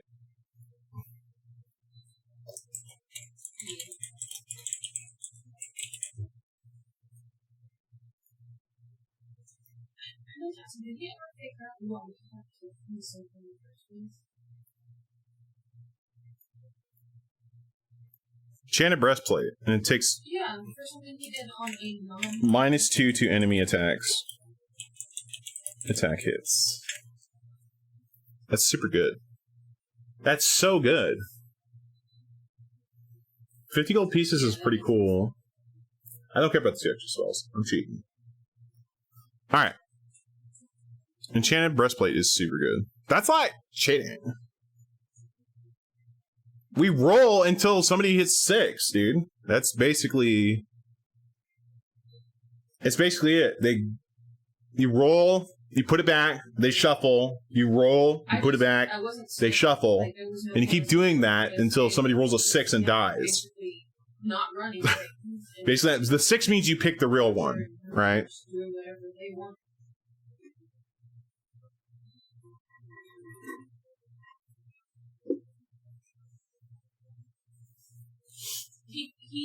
He played because it's a game until somebody dies. Like that's it. He's like, you're not staying. Okay. Like I joined the family. I wonder. I guess you can check out the other games, right? Because there might be some other good stuff here. Let's do 6-pick. No. 171.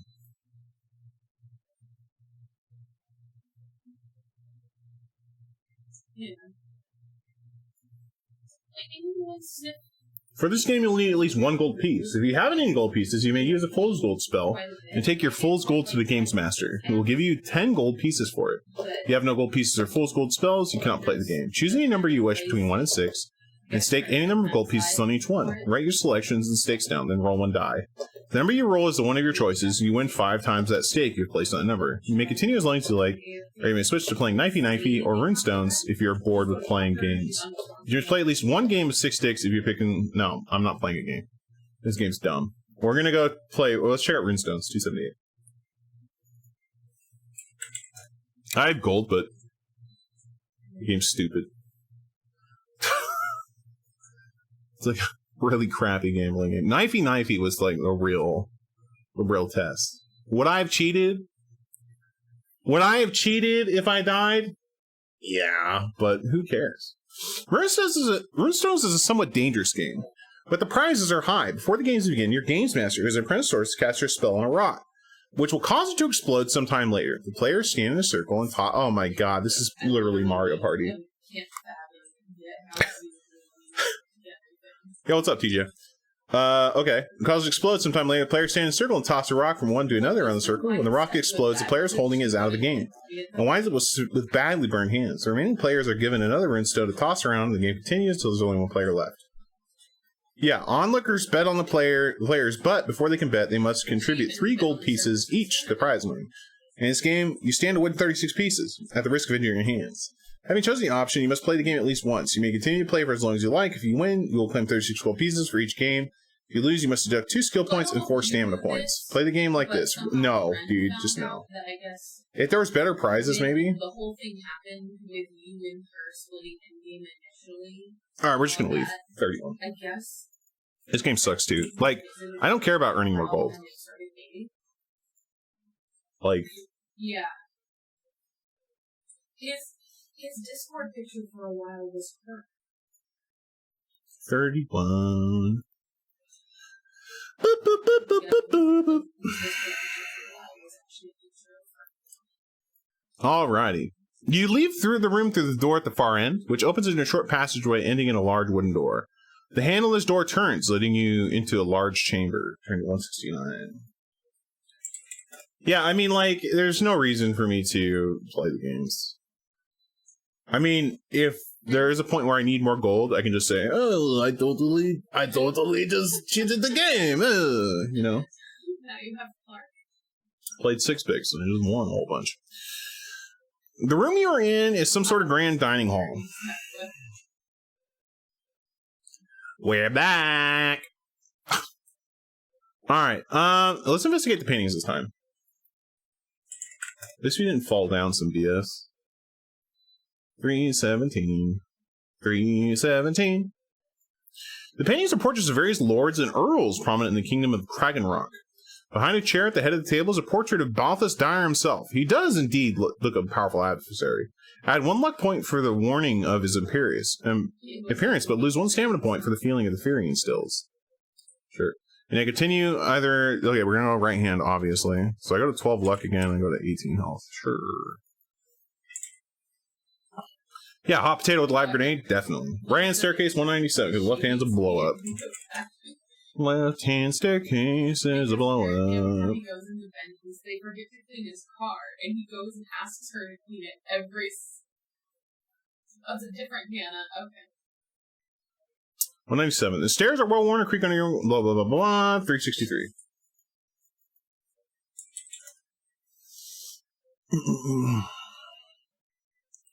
Boop, boop.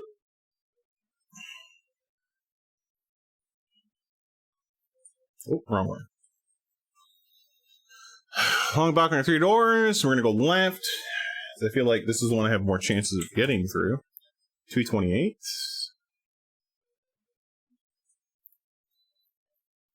It's funny, you weren't even offline in 5 minutes. Alright. We're gonna use a strength spell. So I don't have a copper key, so 170. And his buddy comes in, too, and he was just like, "Oh, friends, did you consider looking too hot?" And he's like, "Bye," and ran away. 170. Alright, it's a strength surge in your body, charge the door, roll a die. Wow, we broke it down. I was like, no, it was funny. It wasn't creepy, so I'm fine. Technically, I failed. I don't care. We broke the door down. Cool. At this point, we're just cheating. It doesn't matter. That's kind of why I was basically like... Break the door down, 292. I'm not saying it like, that's the appropriate approach. I think it's kind of silly. It's like, oh, you gotta roll. You have a 50% chance of breaking down the door. If not, then it sucks to suck. After you use a spell. Elegant bedchamber. Wow. Some chick chilling in here. Give her a special gift. 42, because we can't shield, because apparently you just die. Which is pretty dumb, but alright. A hairbrush, 91. What do I want that for? And before, she just doesn't give a shit. She looks at your offering and her eyes widen. Oh yeah, it's definitely a room. Let me see that, she commands. You carefully advance towards her and hold out the brush. She snatches it and spends several moments admiring it. This is indeed a fine work of art, she says, and she gets out of bed to try it on in front of the mirror. As she brushes her hair with it, her hair takes on an unusual sheen, glimmering softly. She is fascinated with your lift, and is now your chance to leap unnoticed through the door in the far corner. You may try to take with you a golden fleece, which is lying on the bed. Test your luck. If you're lucky, I mean, I can't fail. I get it. Well, that's good, because that's one thing I was looking for, was the golden fleece. I literally can't fail. I had 12 luck. You may just snatch it quickly and leave out the door. If you aren't lucky, you may test your luck again until you are finally lucky. Or if luck is not with you, you may ignore the cumbersome thing and leave away. That's a trap. Alright, 140. Okay, so that's really good. I have to ask because you made the comment about she asked. You leave your room and head down the short corridor, some meters down, and you find yourself at the foot of a staircase. Spiral staircase which leads right up into the Citadel tower. You climb the stairs cautiously and evenly, arriving at a small landing with 2 doorways in front of you. Will you take the left-hand door or the right-hand door? Left, gang! 25. 25, I mean, left gang never gets me in trouble, right?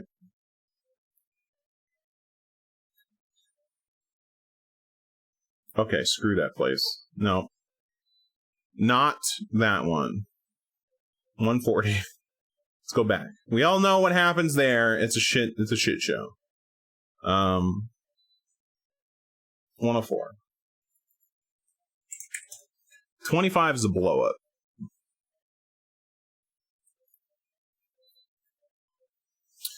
Try the handle, turn, the door stiffens, you must shove it open.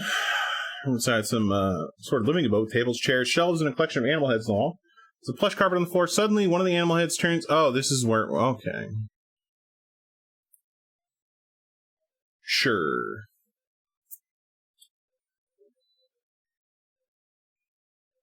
Weapon or gifts? Fine, 4.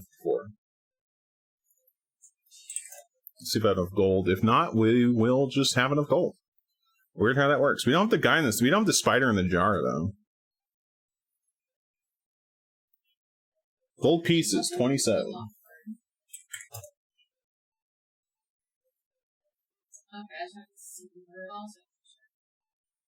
As you hold out the gold pieces, the three creatures stop in their tracks. They gasp as they look at your coins.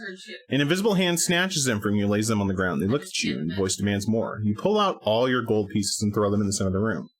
A voice rings out. 6 gold. Wow. Yo, second seed of Worlds Collide? Let's go! I need to play that. Let me make a note. I actually do want to set that up. I think it'd be a lot of fun. Worlds Collide randomizer. How long do they take about?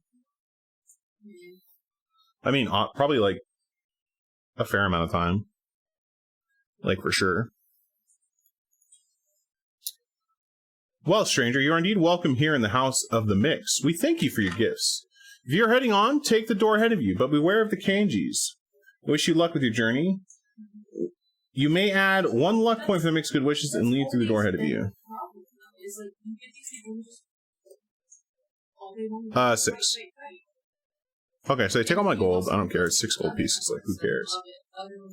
206. Beware of the kanji. How am I going to fight those things? 206.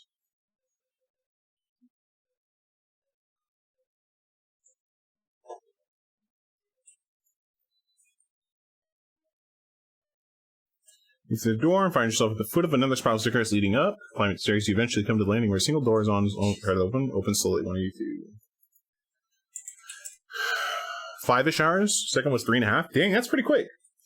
Does it just like start you? No stats. Oh, okay.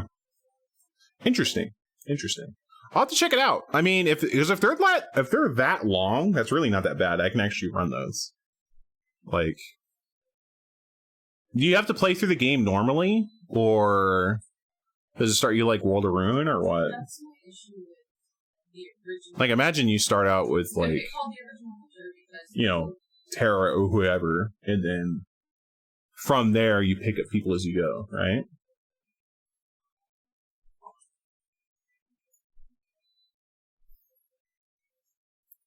All right, 182 is where we're going.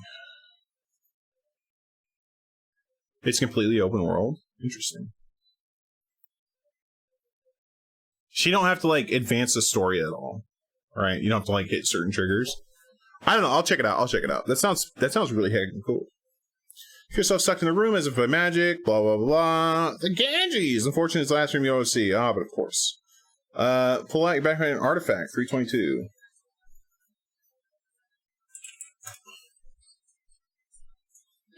That's like when I got kidnapped that one day towards the end, when I got kidnapped from the fields, I knew out of character there was a lot, but I had no idea in character. A charmed amulet or done. So it's one thing like if you're mentally prepared. Where the heck do I get a charmed amulet? Or ointment? Actions.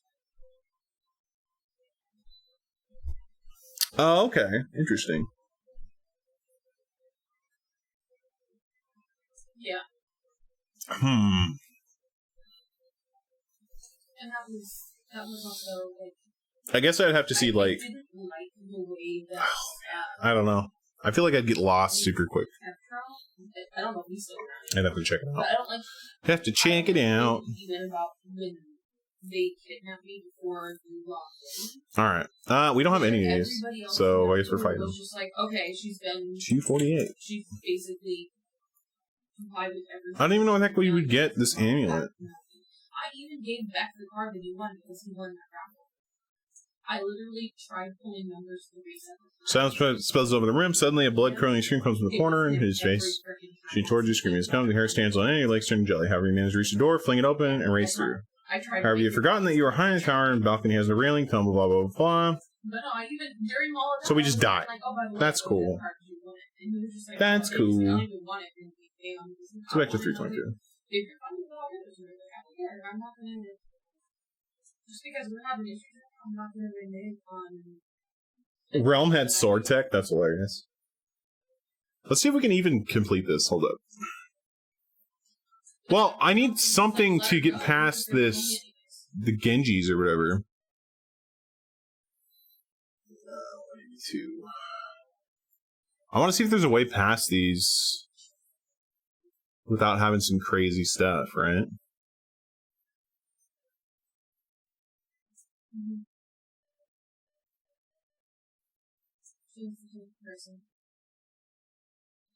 Create a fire spell. Let's do 85.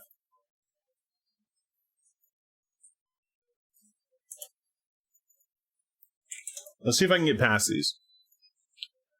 I mean, I have the fleece, I have an enchanted breastplate, and I just die. This sucks. 85. Morning.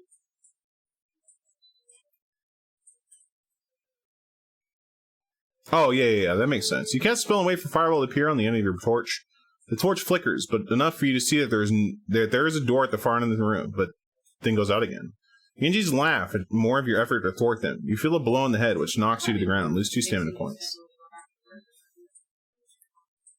395, I guess. Yeah, I'll have to check that out because that's something I would definitely be interested in.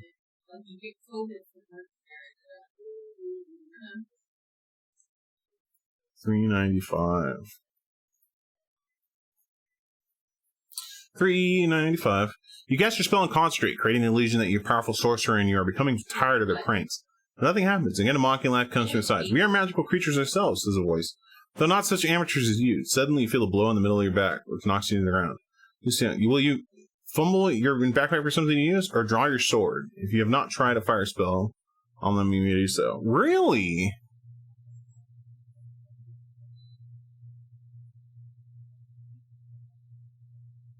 I think it'd be fun. So I actually don't think I can get past here. I don't even know. Hold up. Where the hell is Annie? Go back to 182. Yeah. Where is this amulet at? So 322.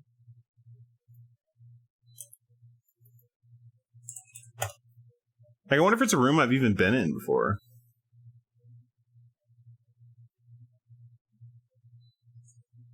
I did one truckload. I'm just finishing up. I have 115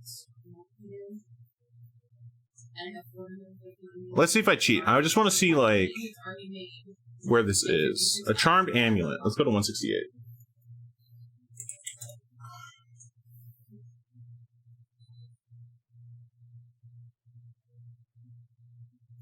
No, you shouldn't have them because you yesterday. Take out the amulet and place it over your head. The Genji's gasp. Begone, stranger, says a voice. We will not bother you. Take the door in the far corner. The door in the corner, the room goes quietly. You walk over to it and open the door. Turn to 328.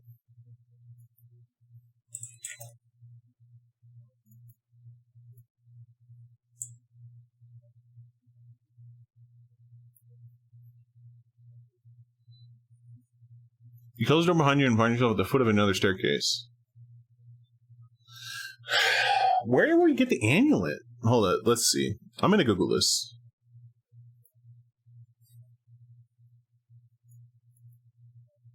The fabled go mode, right? Alright, so this is the Citadel of Chaos walkthrough.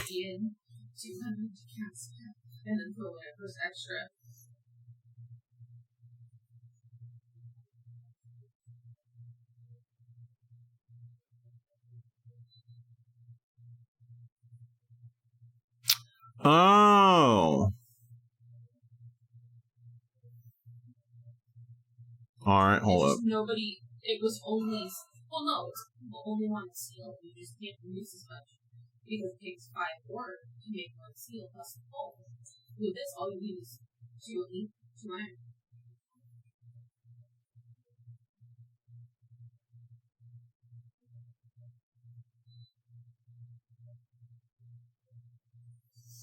The helpful thing because it's like it would some weeks you would do really well and then other weeks you would be everybody is always gonna need iron.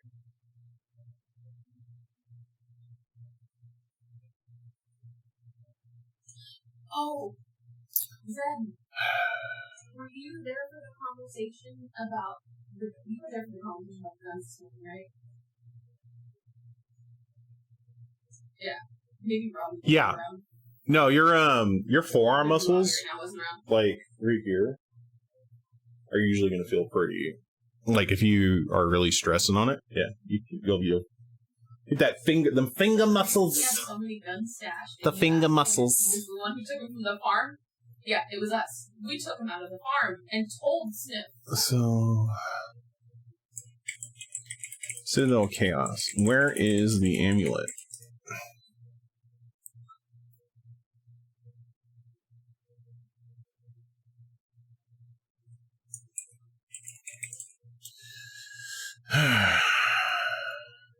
The thing is, am I not mistaken? Am I not mistaken in thinking the only people who paid for the guns were us and Ian?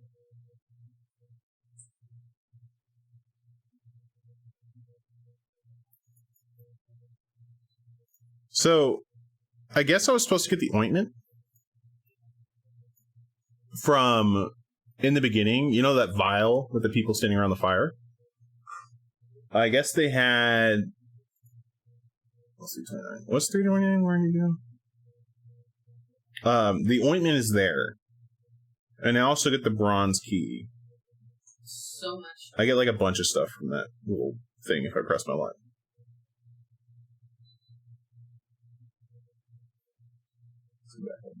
Let's go to 322.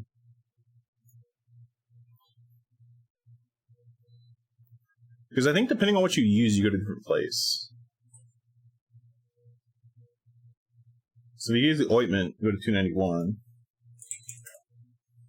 Yeah, when the house went up when it should be. Yeah, I'm glad that your hitbox is working good and stuff. How are you feeling about using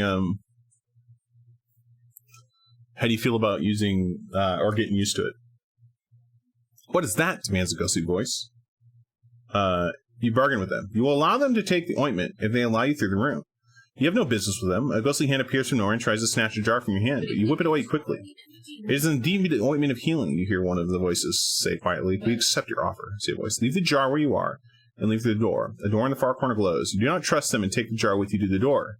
So you open the door, you fling the jar across the room and leave quickly. Turn to 328. Okay, so we go to 328 anyways. Okay, cool. So let's just go to 328. That's not why we didn't trust her.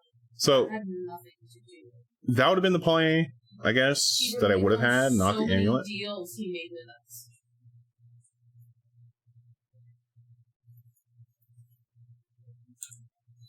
Okay.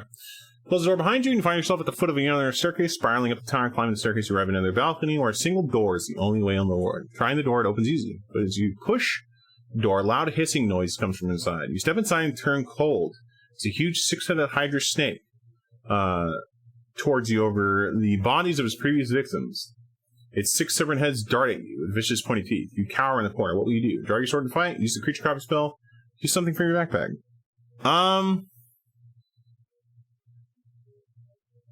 Let's see what our options are. 26.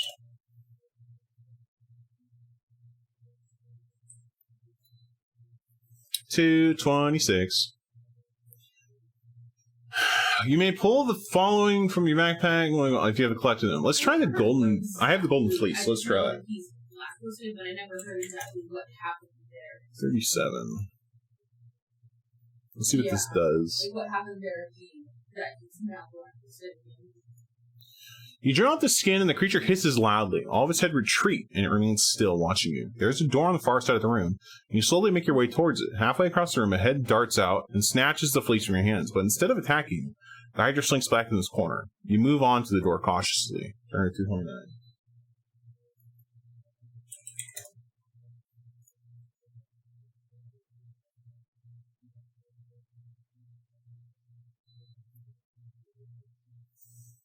You slam the door shut behind you. You follow a short, narrow passage which winds around and brings you to the foot of another staircase. Reaching right up the apex of the Citadel, a sign on the wall reads, "Halt. None may pass but by order of Balthus Dire." You realize you're nearing a goal. Cautiously, you climb the stairs to the next landing, up to the belfry of the Citadel. In front of you, a solid metal door. You try the handle, but the door is locked. You lift a small flap and see small tumblers underneath. This is a combination lock. Oh, God. Which can only be opened by those who know the combination. Do you know the combination? If so, turn to this section of the book with the same number. If not, you may either try to break the door down or use a strength spell to. Let's try to use a strength spell. 164. I think I still have quite a few spells, so. The door is solid metal, and no amount of charging, even with a strength spell, will budge it. You fall to your knees after coming so far. Your mission has failed. Limited on, you will have to try again. So I'm looking for a combination on the way through. You may, if you have one, use a levitation spell to take your way out of the Citadel. You'll have to try again tomorrow night. See this? Oh my god, this is that key situation again. So 229, where would we have gotten the combination? 229. So we would have gotten the combination.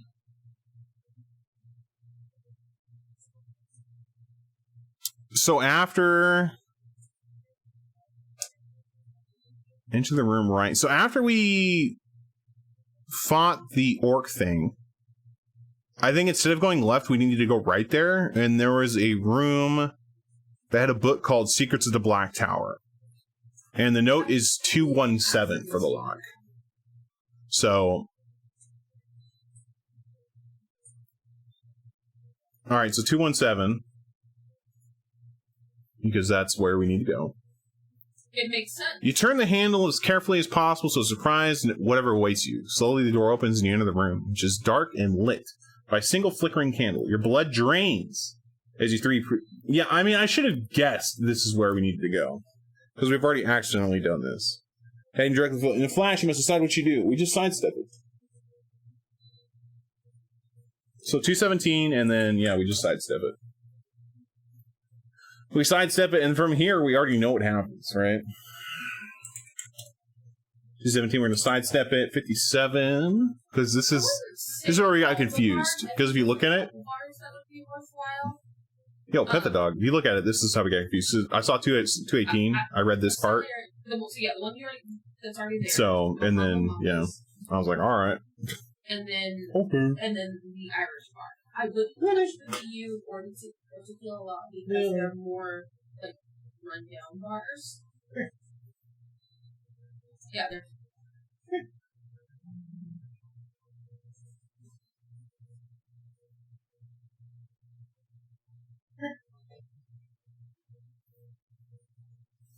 Pet the dude. Yeah, I mean, Benji, you get used to it. Like the more you play, so Ian's like the it will take a little bit though. Because yeah, it's a different set of muscles. Like my fingers didn't hurt, but like my wrist kind of hurt originally. But now like my wrist is stronger, so yeah, it does take a little bit to get used to playing on Hitbox. Yeah. Mm-hmm. So the ironic thing is the way the place of yeah, thanks for those channel points. The server we were on before, and okay. She got kicked out of our house. 57. We almost killed. Let's go and finish this up so we have like you had play through here. Yo, have a good night, Trisha. Thank you so much for stopping by. For me to want to tell someone, I will definitely check out. I will definitely check out the Final Fantasy VI rando, and I'll probably do some research into it. I'm hoping we can do a run of that soon. That'd be cool. I want to do more like Link to the Past randos and stuff. Like that'd be sweet too. So we'll check it out. Yo, but yeah, have a good night. Thank you so much for stopping by. Later. All right. So 57, test your luck. I pass. I have 12 luck. I can't fail. 150. Yep. Did you guys get the pictures? See, that tells you how much we know. You duck quickly to avoid the trident. It misses your neck, but glances over your forehead. Lose 2 stamina. All right, cool. Turn to 374. She got kicked out of the server we were on. 374.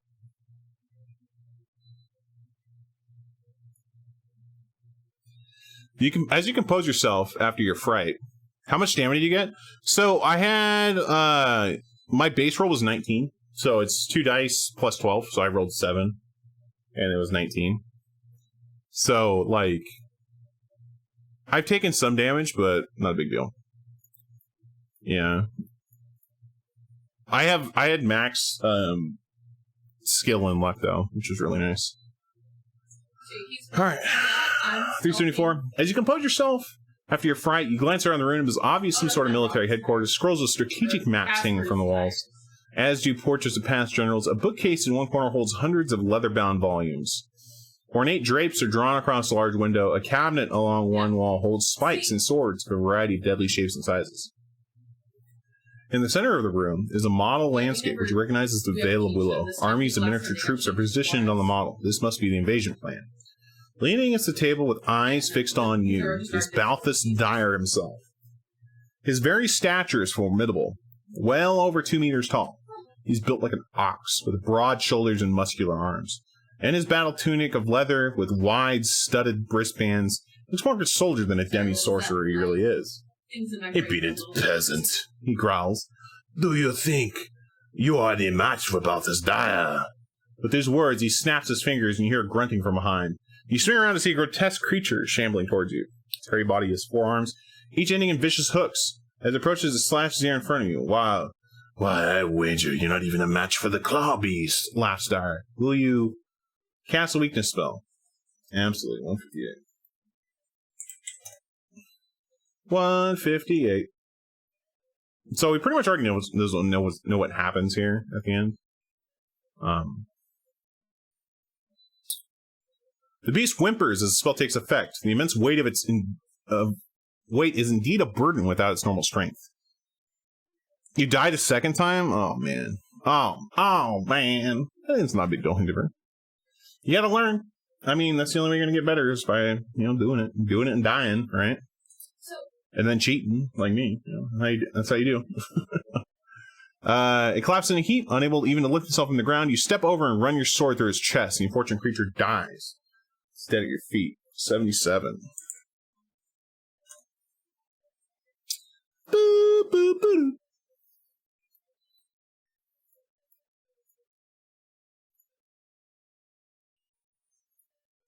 I'm starting to see a theme of this novel. 77. If there's a female by herself, she will be never something that I will sin. Balthus Dyer surprises your success. So, he exclaims, you think yourself stronger than the rest, eh? You may act quickly and cast a spell at him. Which will you choose? A fire spell. Or and cast a fire spell. Why not? With a motion, you fling your hand forward and point to the floor beneath the sorcerer. Smoke and flames burst from the ground. Balthus Dyer jumps back a little, startled, and closes his eyes to concentrate. As they open, you can see a fire burning within the peoples themselves. And he steps forward into the flame you created, taking a handful of flaming rubble. He throws this at you. Will you duck to avoid? Or jump out of the way?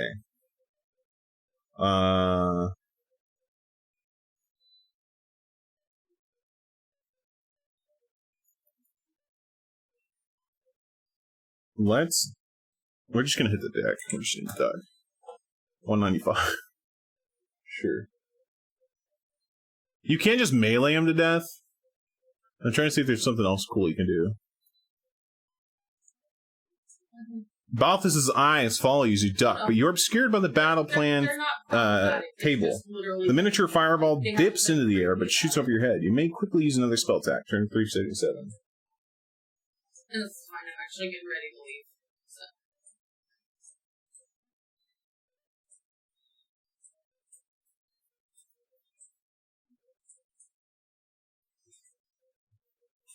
What will your next attack be? No, I just finished. I mean, 6. I don't know. A weakness spell? Are you done, or you got something small? 113? Like we can just melee him to death and be done with it, but he's also super beefcake. You cast your weakness spell on the sorcerer. He stops in his tracks and looks at you. His expression changes to one of pain, and his shoulders shudder. No. Some sort of terrible internal turmoil is taking place within him. Will you wait and see what happens, or draw your sword in advance? Draw your sword in advance. 145. 145. You draw your sword and leap across the table at him. He, meanwhile, is evidently straining to fight you off your weakness spell. Or is he? He buries his head in his hands and turns away from you. Turn to 80. Oh, God. What's going to happen? Oh, jeez. As you leap across the table, the Swordwitcher spins around. You stumble and crash to the ground as you see that he has changed into a creature much more dangerous than you.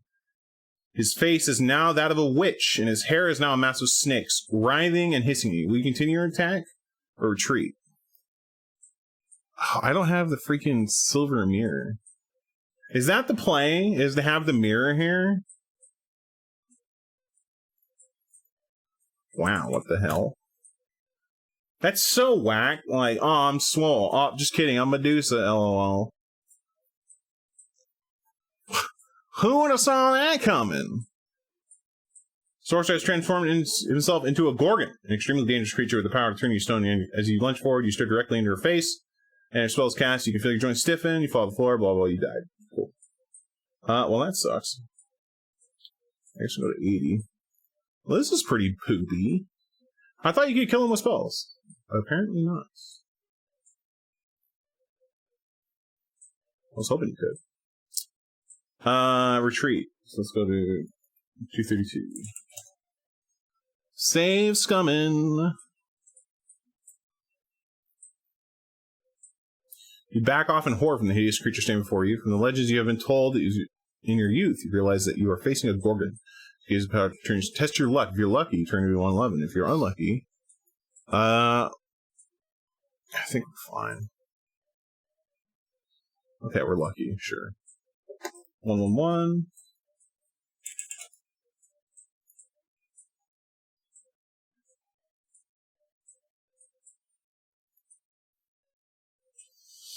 You managed to avert your eyes from the creature, and now you're back in the corner, shielding your eyes with your arm. But what can you do? If you have a polished silver mirror, you may pull it out of your backpack and hold it towards the sorcerer. If not, turn 153. We don't have it on this playthrough, but, I mean, we could. We could. I gift it to myself. Your prowess against this Gorgon. You slump helplessly in the corner while the sorcerer summons his guards, who appear several minutes later.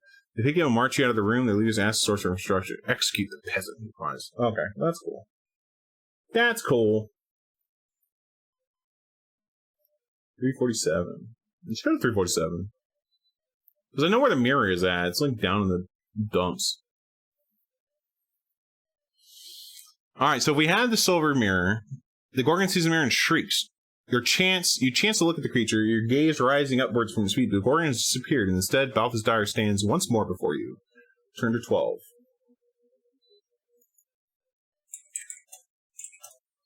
Okay. I should just melee'd him. This is like the super roundabout way to do it. I know the first time I just melee'd him to death.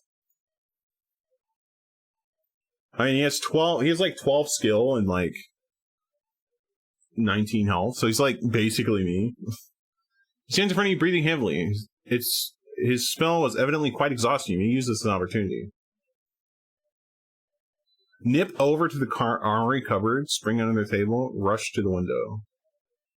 Nip over to the armory cupboard. Sure, 274, why not? Spring under the table, what the shit? I think we just go for it, so 335? Just spring under the table, why not?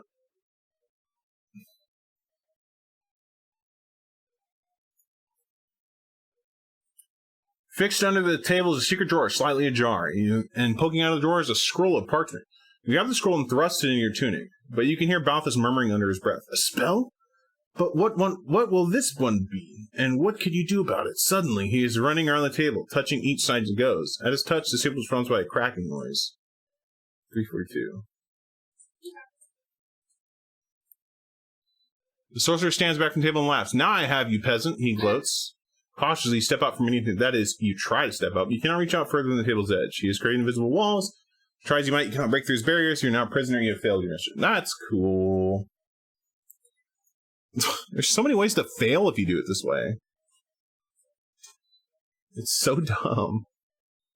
Okay, we melee'd him in one. Cool. I want to kind of like see where all these threads go, because this is like a big middle finger. Rush to the window. Why am I rushing the window? Nip over to the armory cupboard. Like that's just I'm gonna have a slight nip over to the Armored Covenant. It was a controller and the lag. Oh my gosh, dude. Do they still have that lag whenever the world saves? I know that was a thing. The army cupboard is locked and can easily be smashed inside of various swords and pikes. Will you smash the lock and choose a weapon? Or rummage through your backpack for an artifact to use? I'm sorry? I needed to come here anyways. There was a reasoning for this. I found a bunch of 353. Wow, this is going to be a blow up. Just like genuinely curious what's going to happen here. 353.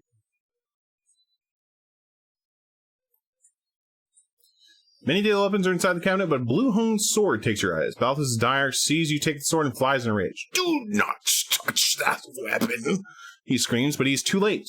You have it in your hands, so be it, he says, sliding a scimitar from his own belt and advancing towards you. The battle to follow will, you realize, be a fight to the death. Okay. Your new weapon is an enchanted sword, which will be add 2 points to your dice rolls, returning your attack strength. Sure. Okay. Well, that's a long way. That's a long walk to get to the fight. You could just fight him straight up, and he already has a -2 on me, so because of the breastplate, so now I get a +4. Like, okay, cool.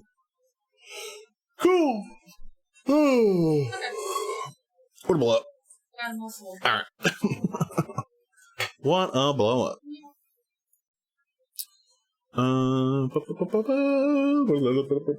All right, cool. We did it. We did a thing. We killed Balthus, return to 400, and we burned the place down. Woo! The Vale of Willow is safe from attack. All right, that's cool. This game, it wasn't bad. The Genji's being super gatekeepy though is like annoying. Super gatekeepy. It's like hope you like getting gatekept by these stupid ghosts that you can't do anything about. Because if you don't have these secret items, you just die. It's like that's cool. That's cool, dude.